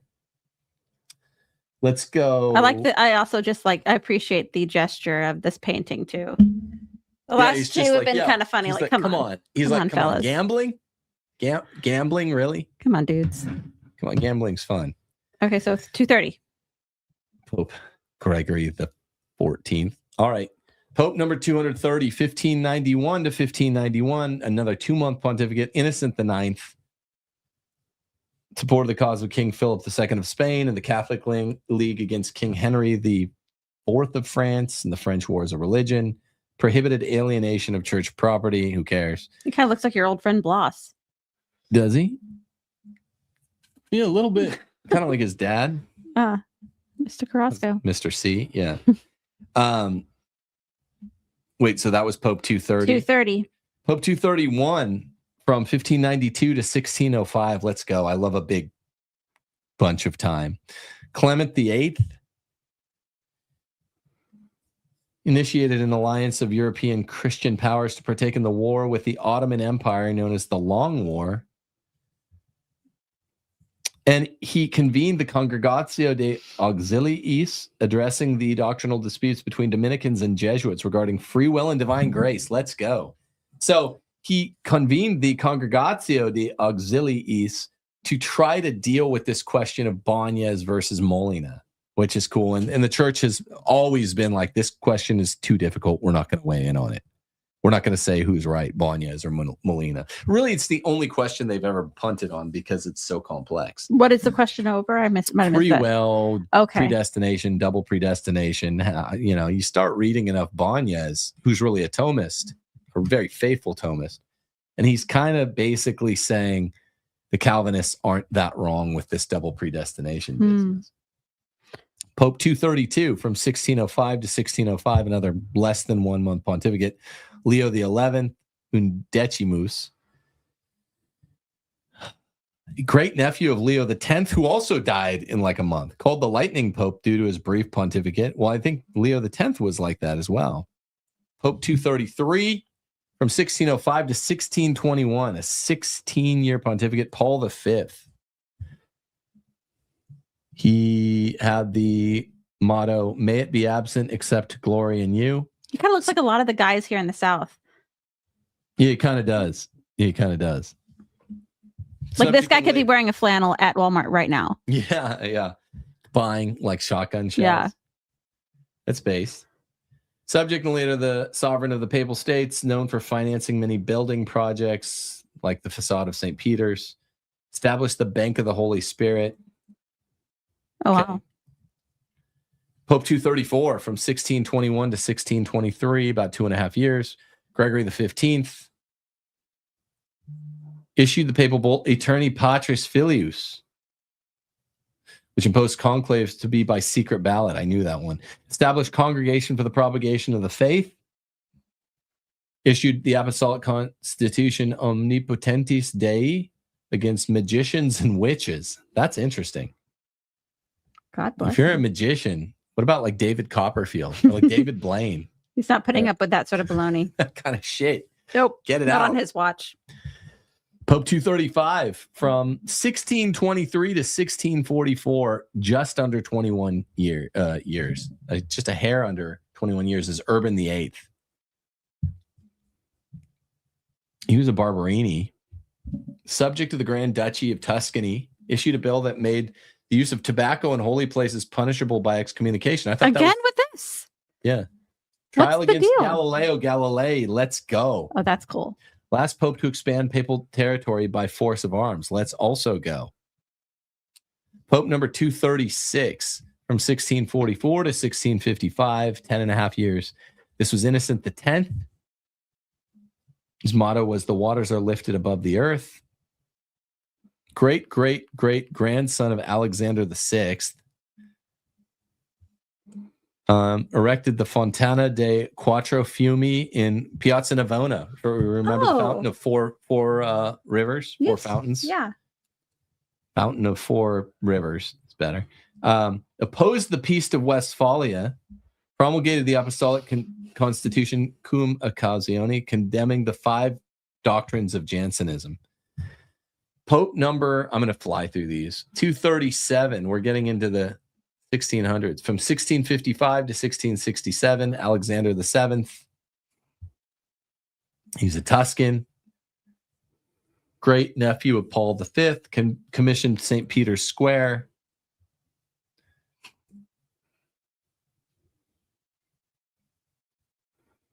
He almost identically set the doctrine of the Immaculate Conception way earlier than Pius IX would do it, 200 years earlier. Pope 238 from 1667 to 1669, 2.5-year pontificate. Clement X. His motto was clement to others, not to himself. Pope 239 from 1670 to 1676, Clement X. You said this is 239? 239. Okay. His motto was, "He increases good and diminishes evil."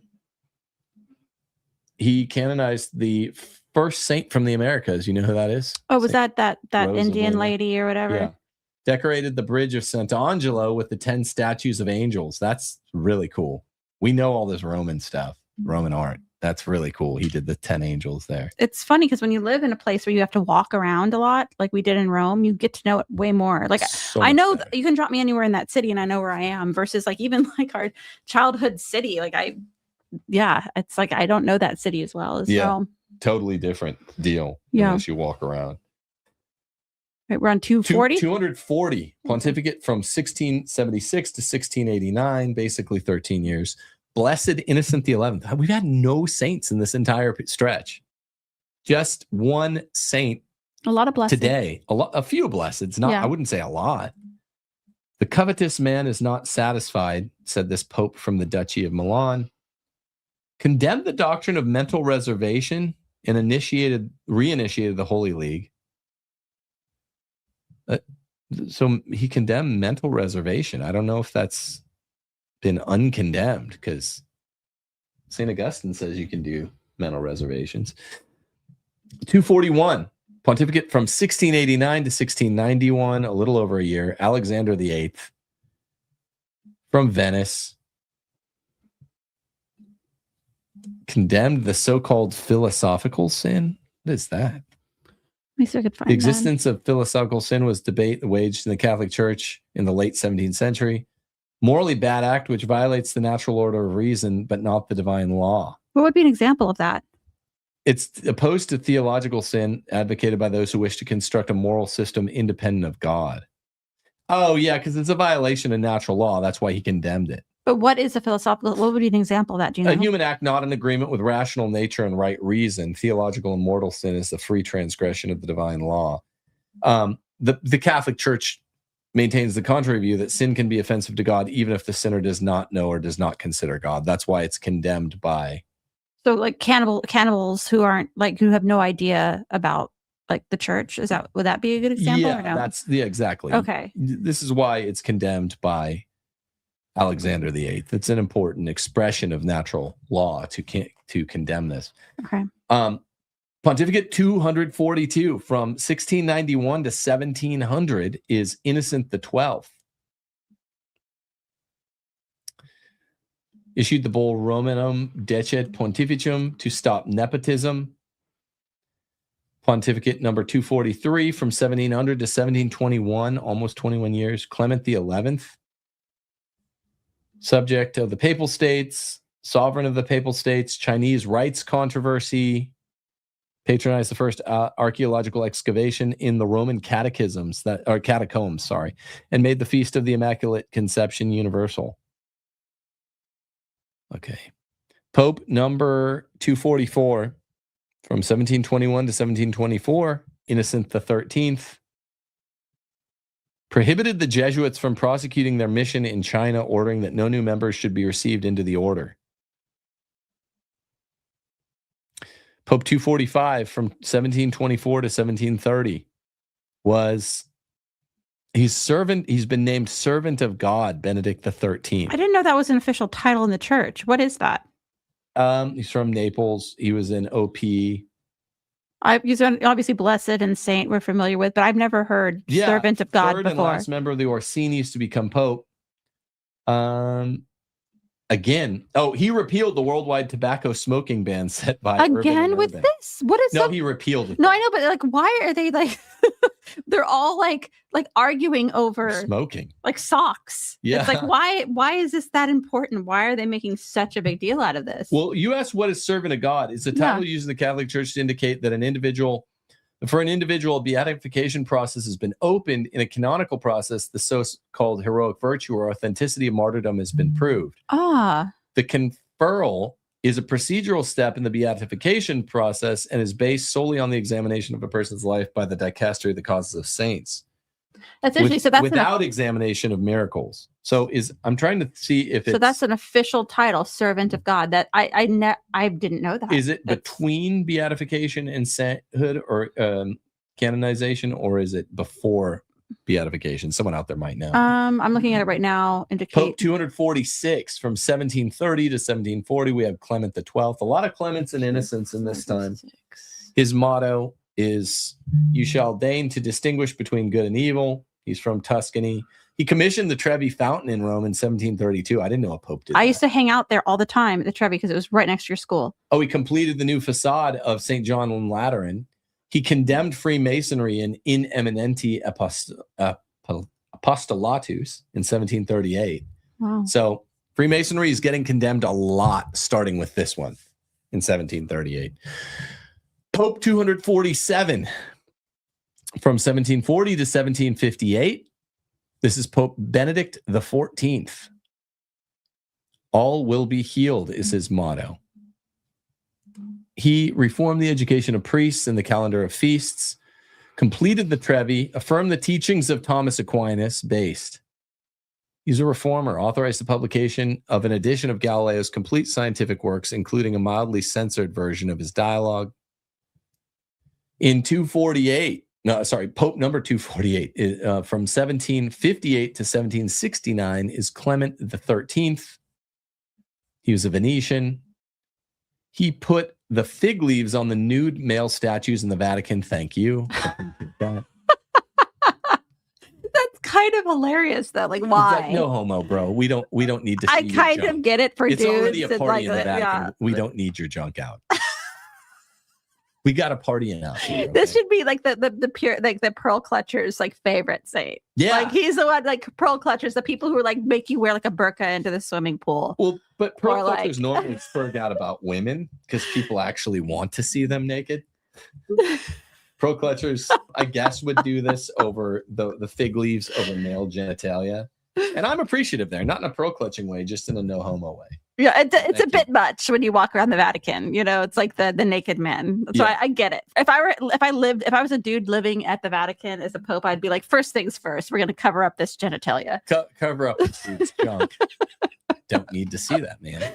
I walk into the bathroom, it's everywhere. Like I've just put the fig leaves on there. Look, yeah, Clement XIII is like, look, Monday and Wednesday nights we have dog and tots. We don't need it on our statues. You know?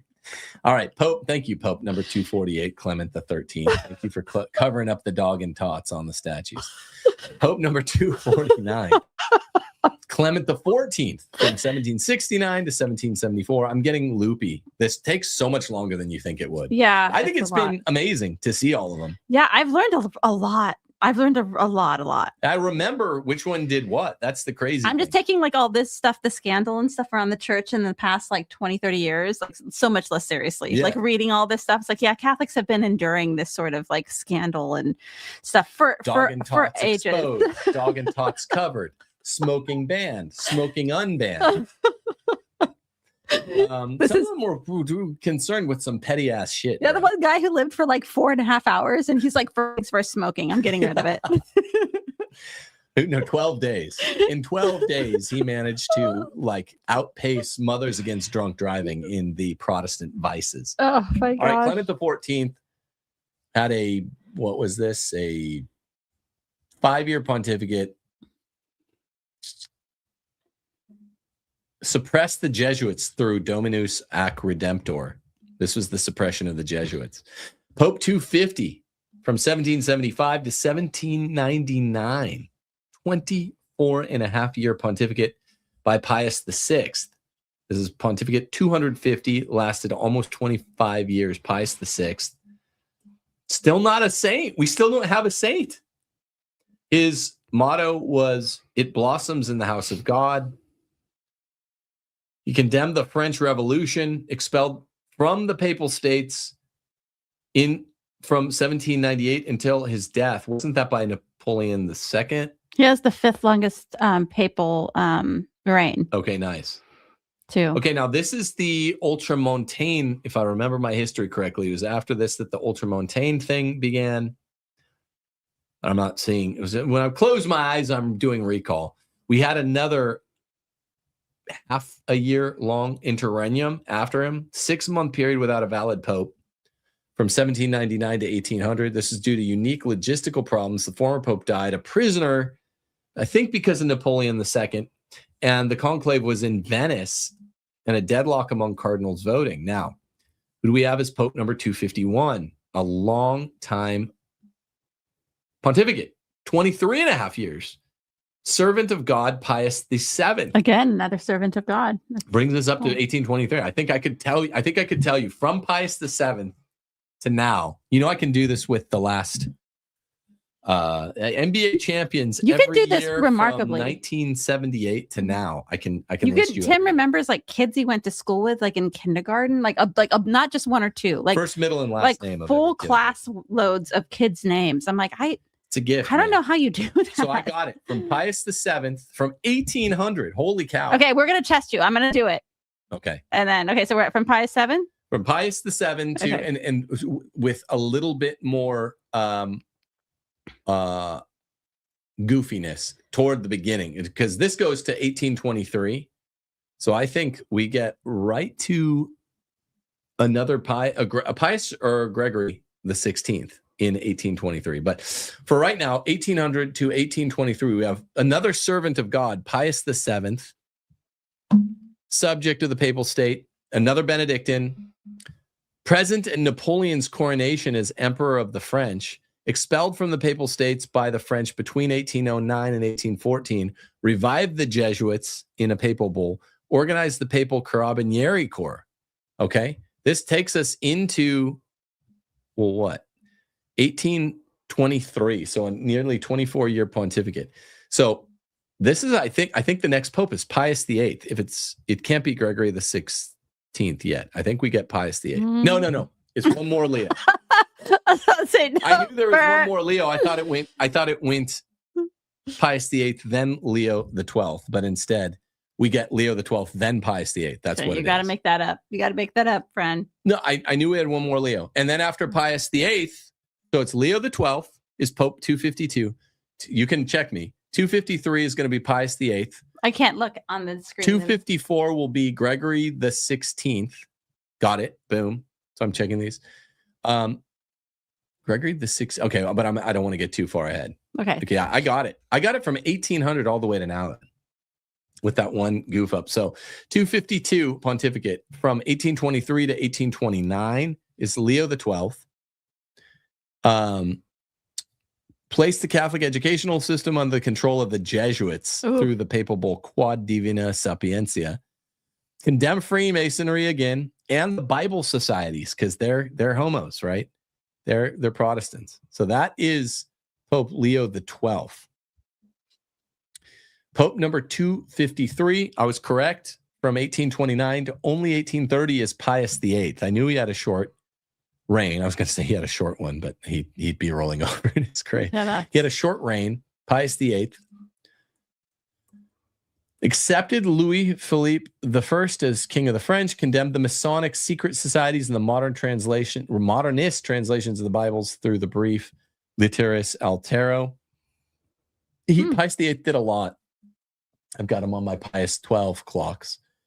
Next is Gregory the 16th, and he's quite base. I don't know why he's not a saint, because he's cool. He's Pope number 254 from 1831 to 1846. I think he's the Pope.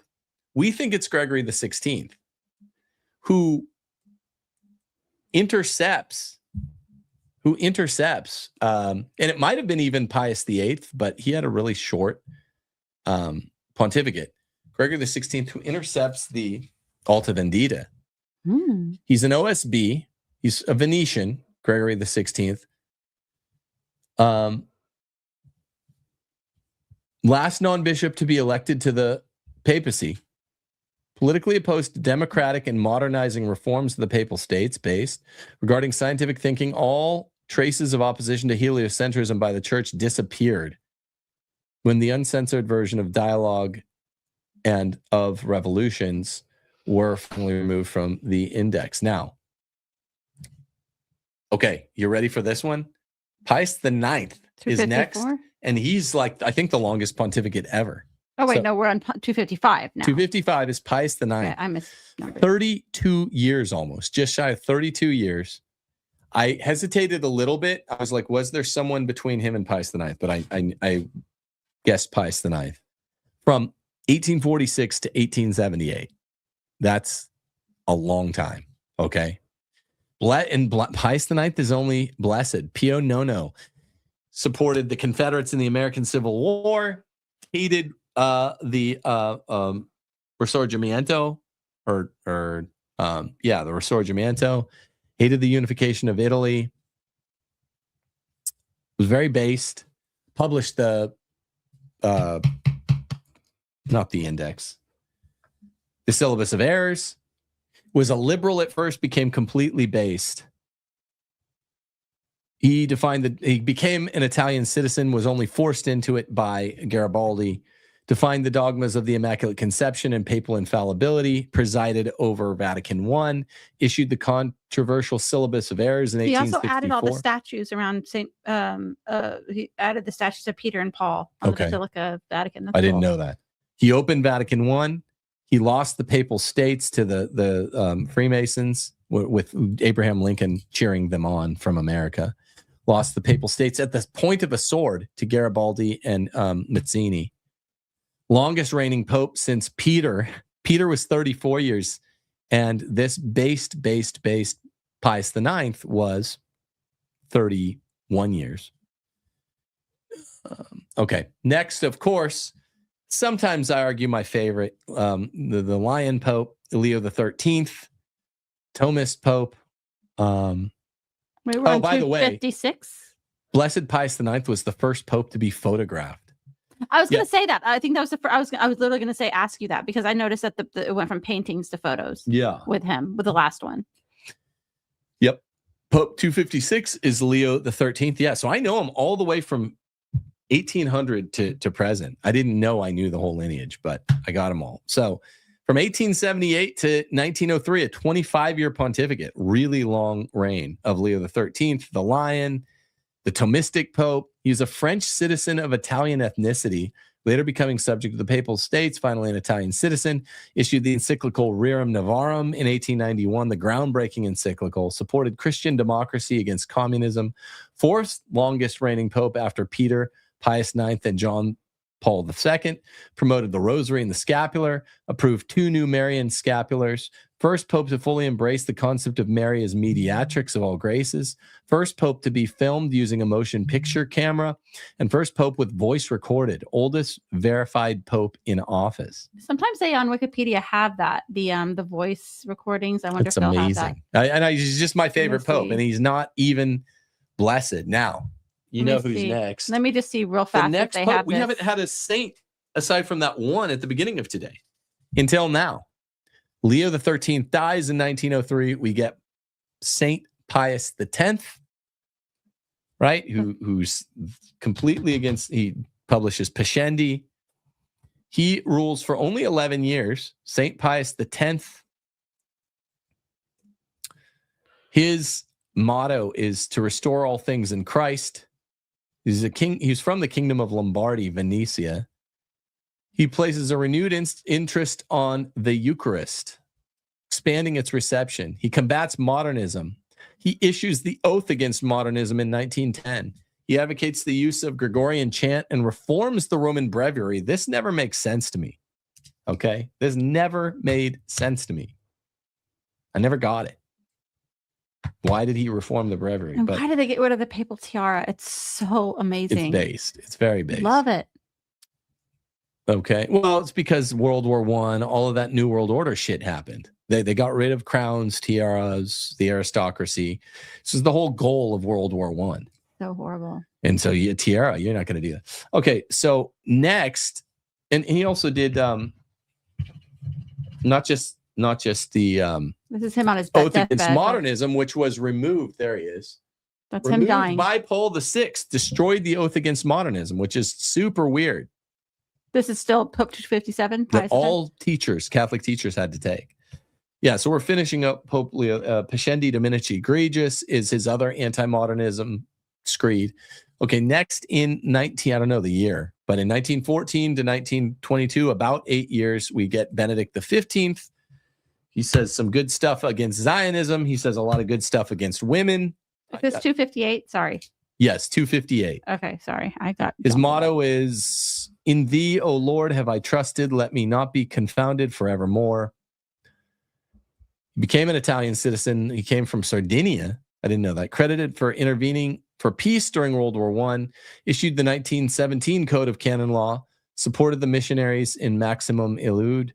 Remembered by Benedict XVI as a prophet of peace, reversed the betting ban on the outcome of papal elections by Gregory XIV. That's based. He's like, you know what? Make merry before you die. You can go ahead and bet on these. Then we're going to get, you know how it goes from here. Pius XI is next. Pius XII after him. Pius XI is and then 259. We're off to the races. 259. Okay.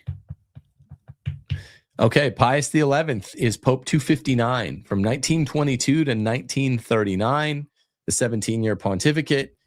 I like Pius XI a lot. He made Quadragesimo Anno, said a lot of stuff against feminism. His motto was the peace of Christ and the kingdom of Christ. From Lombardy, Venezia, becoming an Italian citizen later, signed the Lateran Treaty with Italy, establishing Vatican City as a sovereign state after they'd held Pio IX prisoner in the Vatican. He inaugurated Vatican Radio, refounded the Pontifical Academy of Sciences, where I studied some. He instituted the Feast of Christ the King, opposed Nazism and communism. All right. And he issued Quadragesimo Anno in 1931 as a way to also Casti Connubii in 1930. Right after the Anglican Lambeth Conference, he issues Casti Connubii to say, nope, we're not doing contraception, you coomers, you pervs. This is him 4 days before he died. Oh, wow.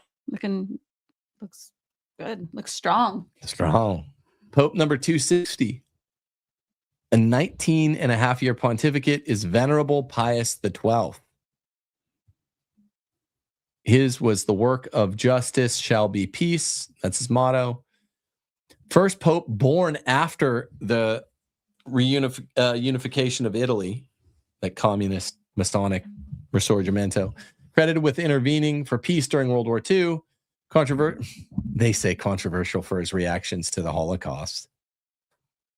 I don't. Why? We have a video. We have an audio of his voice, real quick. Oh, let's hear that. Let's see if we can play it. Let's go. All men love for the many unfortunate people whom poverty and misery reduce to a condition of a life unworthy of a human beings. So that was a recording in 1949 of Pope.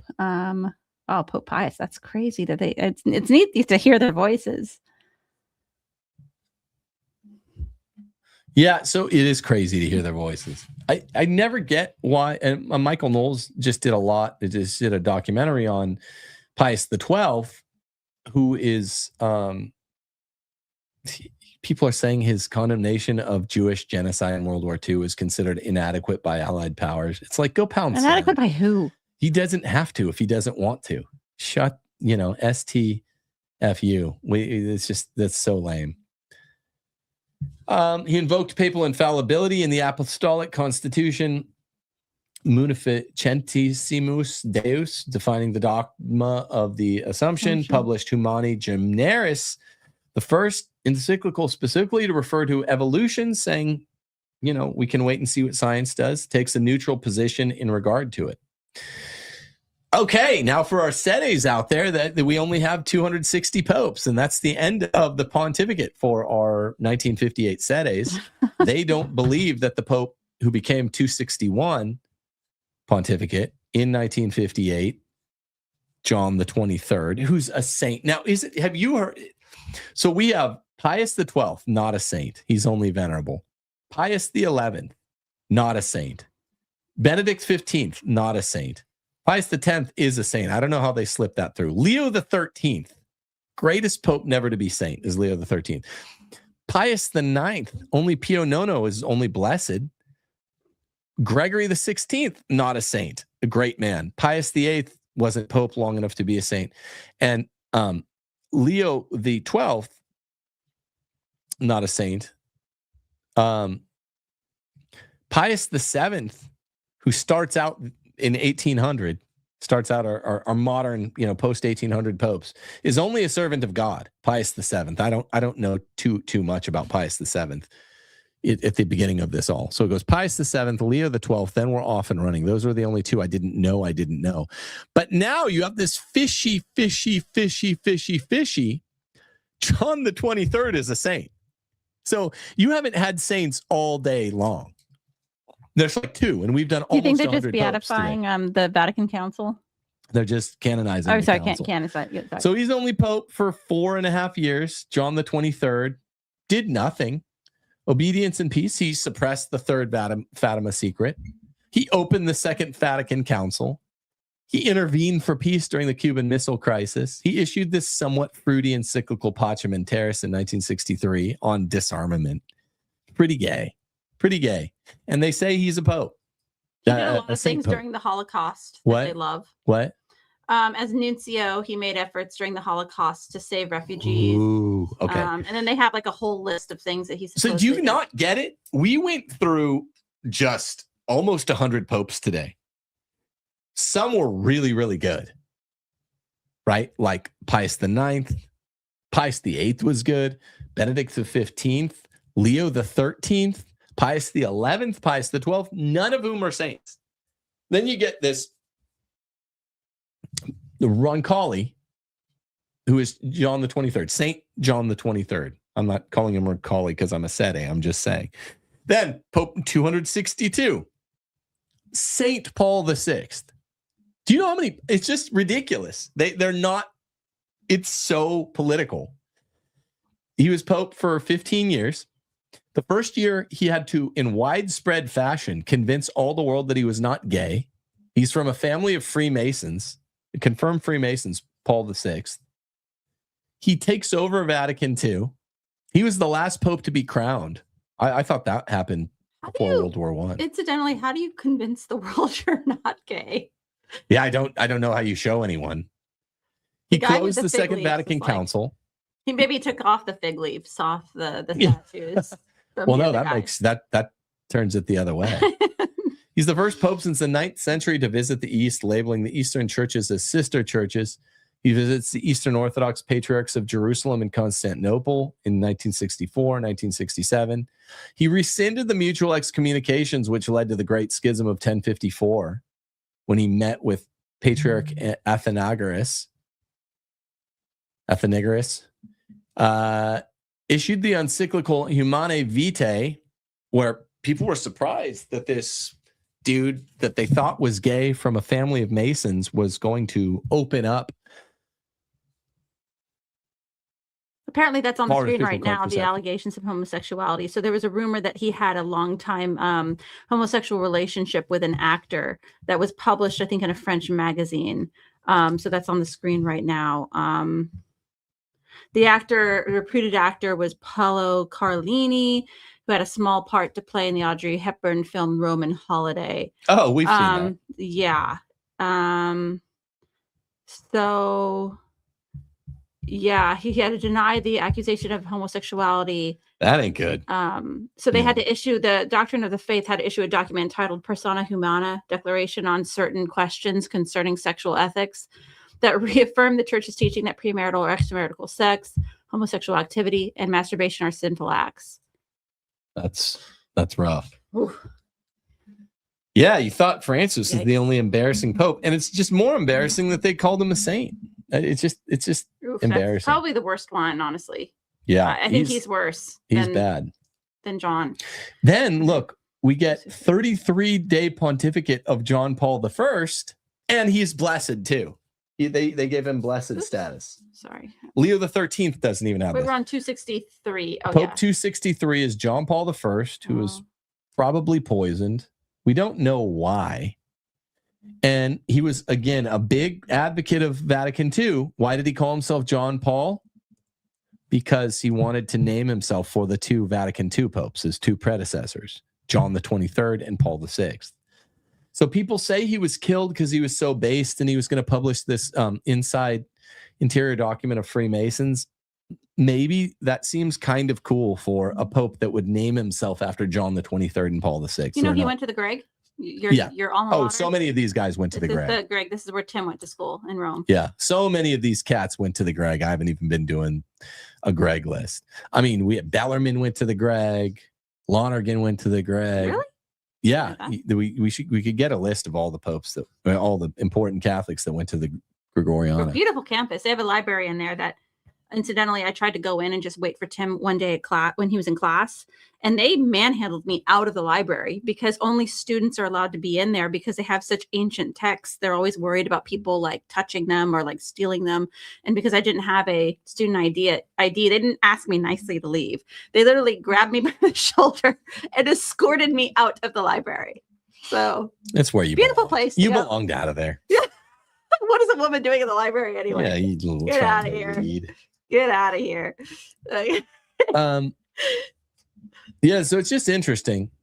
John Paul I was the first to use the first in his name, the first to use the first. 1978 to 2005, we had Pope number 264, John Paul II, the first guy in like how many pontificates? I called it out, the last non-Italian. Also has too many names. It's like Pope Saint Great, the wonderful, the great Saint Pope John Paul II. Yeah, why is he the great? It's too much. First non-Italian pope since Adrian VI.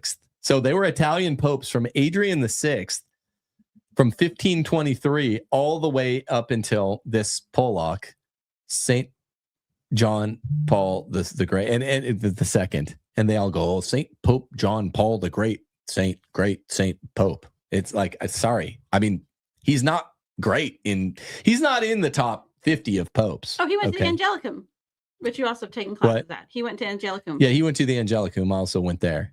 It's about a mile from the Greg. So he was the youngest individual to begin his papacy since Pio IX in 1846, third longest reigning pope after Peter and Pio IX. Traveled extensively, visiting 129 countries during his pontificate. He did do a lot of stuff.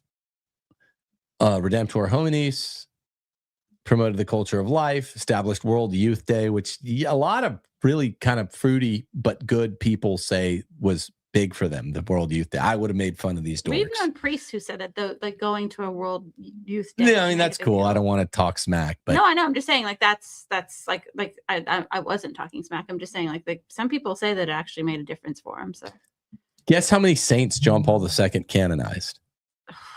483. Can you stop, bro? Father? Signed the joint declaration on the doctrine of justification between the Catholic Church and the Lutheran World Federation. Just flitty. First to use the Pope Mobile, replacing the Sede Gestatoria. When he got shot, he got taken to a hospital outside of Rome that Abby, our daughter, went to. Yeah, and I think they have like some of his garments and stuff. That yeah, we should have figured out what we were too stressed out to do it, but we should have figured out what room they brought him to. It looked like the pictures of him being in that hospital looked still like when I was there in 2008. It still looked like the exact same room. You know, they haven't done any modernization in that hospital since he was there. No, they don't care about aesthetics in those Roman hospitals. Okay, so 265. So 265 from 2005 to 2013. I know the exact dates on that one. Benedict XVI, Joseph Aloysius Ratzinger. Papal motto, cooperators of the truth. He's a German, first German pope since Stephen IX, 1,000 years before. Removed the papal tiara from the coat of arms. Guys, why? Pope Benedict XVI was a liberal, and I think died a liberal. I know he's less liberal than when he was younger, but I'm sorry. Yes, he was good. He was okay on the Latin Mass. He reintroduced several papal garments that had fallen into disuse, but why did he get rid of the papal tiara? He elevated the Tridentine Mass to a more prominent position in 2007, authorized the formation of the Anglican Ordinariates, first pope to renounce the papacy since Gregory XII, the first to do so on his own initiative since Celestine V. Because, yeah, remember, Gregory XII was forced out of it. Now I see the distinction. Becoming the Pope Emeritus. He'd said he wanted to make up this new title, Emeritus Pope, for 40 years. He died on the last day of December in 2022, age 95, longest lived pope on record. We were lucky to see a few of his pontifical masses. Yes, we were. 3. We went to 3 of his pontifical masses. Pope number 266. Oh, brother. Oh, boy. He didn't have to convince everyone he was not gay on the first day or week of his pontificate. Now his supporters have to convince us he wasn't gay after 12 years of that terrible seculum obscurum. I mean, not literally gay. First Jesuit pope, was pope for longer than his predecessor. basically 12/8, 150% of the length of the Benedict pontificate. Argentine citizen of Italian descent. Okay, so you're gonna hate this, but he has very similar eyes to you when he's this age. He's got that Italian, like a lot of Italian men look like they have like mascara because their eyelashes are very thick. Like he has very similar eyes too. Every time I see this picture, I'm like, Tim's gonna absolutely hate this. Yeah, he kind of does. Yeah. It kind of does look like that. I mean, thanks a lot. I should have said this to you off air, but it's true. Every time I see this picture of Pope Francis, I'm like, wow. Yeah, it's very similar. He was the first pope born outside Europe since Gregory III. There were other non-European popes, I think, but first one born outside of Europe. And the first from the Americas. He was the first from Argentina, first from South America, and the first from the Southern Hemisphere, the global South. First pope from a religious institute since Gregory XVI. First Jesuit pope, first pope to use a new and non-composed papal name since Lando. Remember Pope Lando Calrissian of 913 to 914? Issued the encyclical Laudato Si in 2015, condemning global warming and irresponsible economic development. Facilitated the Cuban thaw, eliminated the European majority of cardinals. He hates Europe. Hates the whiteys. First pope to visit and celebrate Mass on the Arabian Peninsula. Convoked the Synod on Synodality. Second oldest verified pope in office after Leo XIII. And remember, the most important thing he did, for the worse, not for the better, was Amoris Laetitia and the twin synods on the family in October 2015 and October 2014. Then we come to Pope number 267 from May 8th, 2025 to today, which is cool. Robert Francis Prevost. That's funny. His middle name is Francis. I didn't know that. From Chicago. His motto is "In the One, we are one." He's a dual American Peruvian citizen of French, Italian, Spanish, and Louisiana Creole descent. First pope born in the United States, first from North America, second from the Americas, second pope from an English-speaking country, the first since Adrian IV. Look at his childhood home. First pope to be born after World War II and during the Cold War, first Augustinian pope. Okay, that's his childhood. It's just interesting. It's like that's like American, because they show a lot of the time the Pope's childhood home. Almost not quite. Could be in Mississippi. Yeah, it's kind of crazy. Wow. All right, I don't want to say much about him. He's just, I think Francis II. They elected him because they want the Peters Pence funds restored because Americans trust him a little bit more. American conservatives don't know what to think about him, and Americans are the ones that prop up Peters Pence.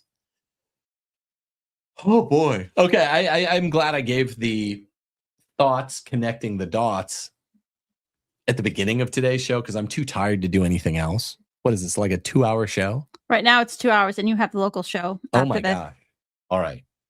Well, so watch all 3 of these shows. It's a great walk through church history. Some jokes with us. I don't know. I think this was really worthwhile. A lot of people have avoided these shows and it's quite a bit. Going through 267 popes, you find some really important trends that smack you in the face. Like, wow. They started Nothing's new. Canonizing the council. We didn't have any saint popes today, aside from 2 really obvious saints in the 90 popes that we did before we started the council popes, the Vatican II popes. And then they're just canonizing all of them. It's ridiculous. More important stuff than that, even. That you can have 2-3 year periods of interregnums. And you can have huge periods of non-sainted, really bad men as pope. It's just not that important a role, folks. That's the word. That's the Catholic teaching. And papal maximalism needs to die. For people who support Tim on local Subscribestar, YouTube, or Twitter, we're going to give you a special link that'll be up on all those platforms within a couple of minutes. And I think you're just going to go over some of your overall takeaways of all this history that we just went over for these past 3 shows. Yeah, cool. Should be good. Good times. God bless. Des Volt. I'm like exhausted at the end of these shows.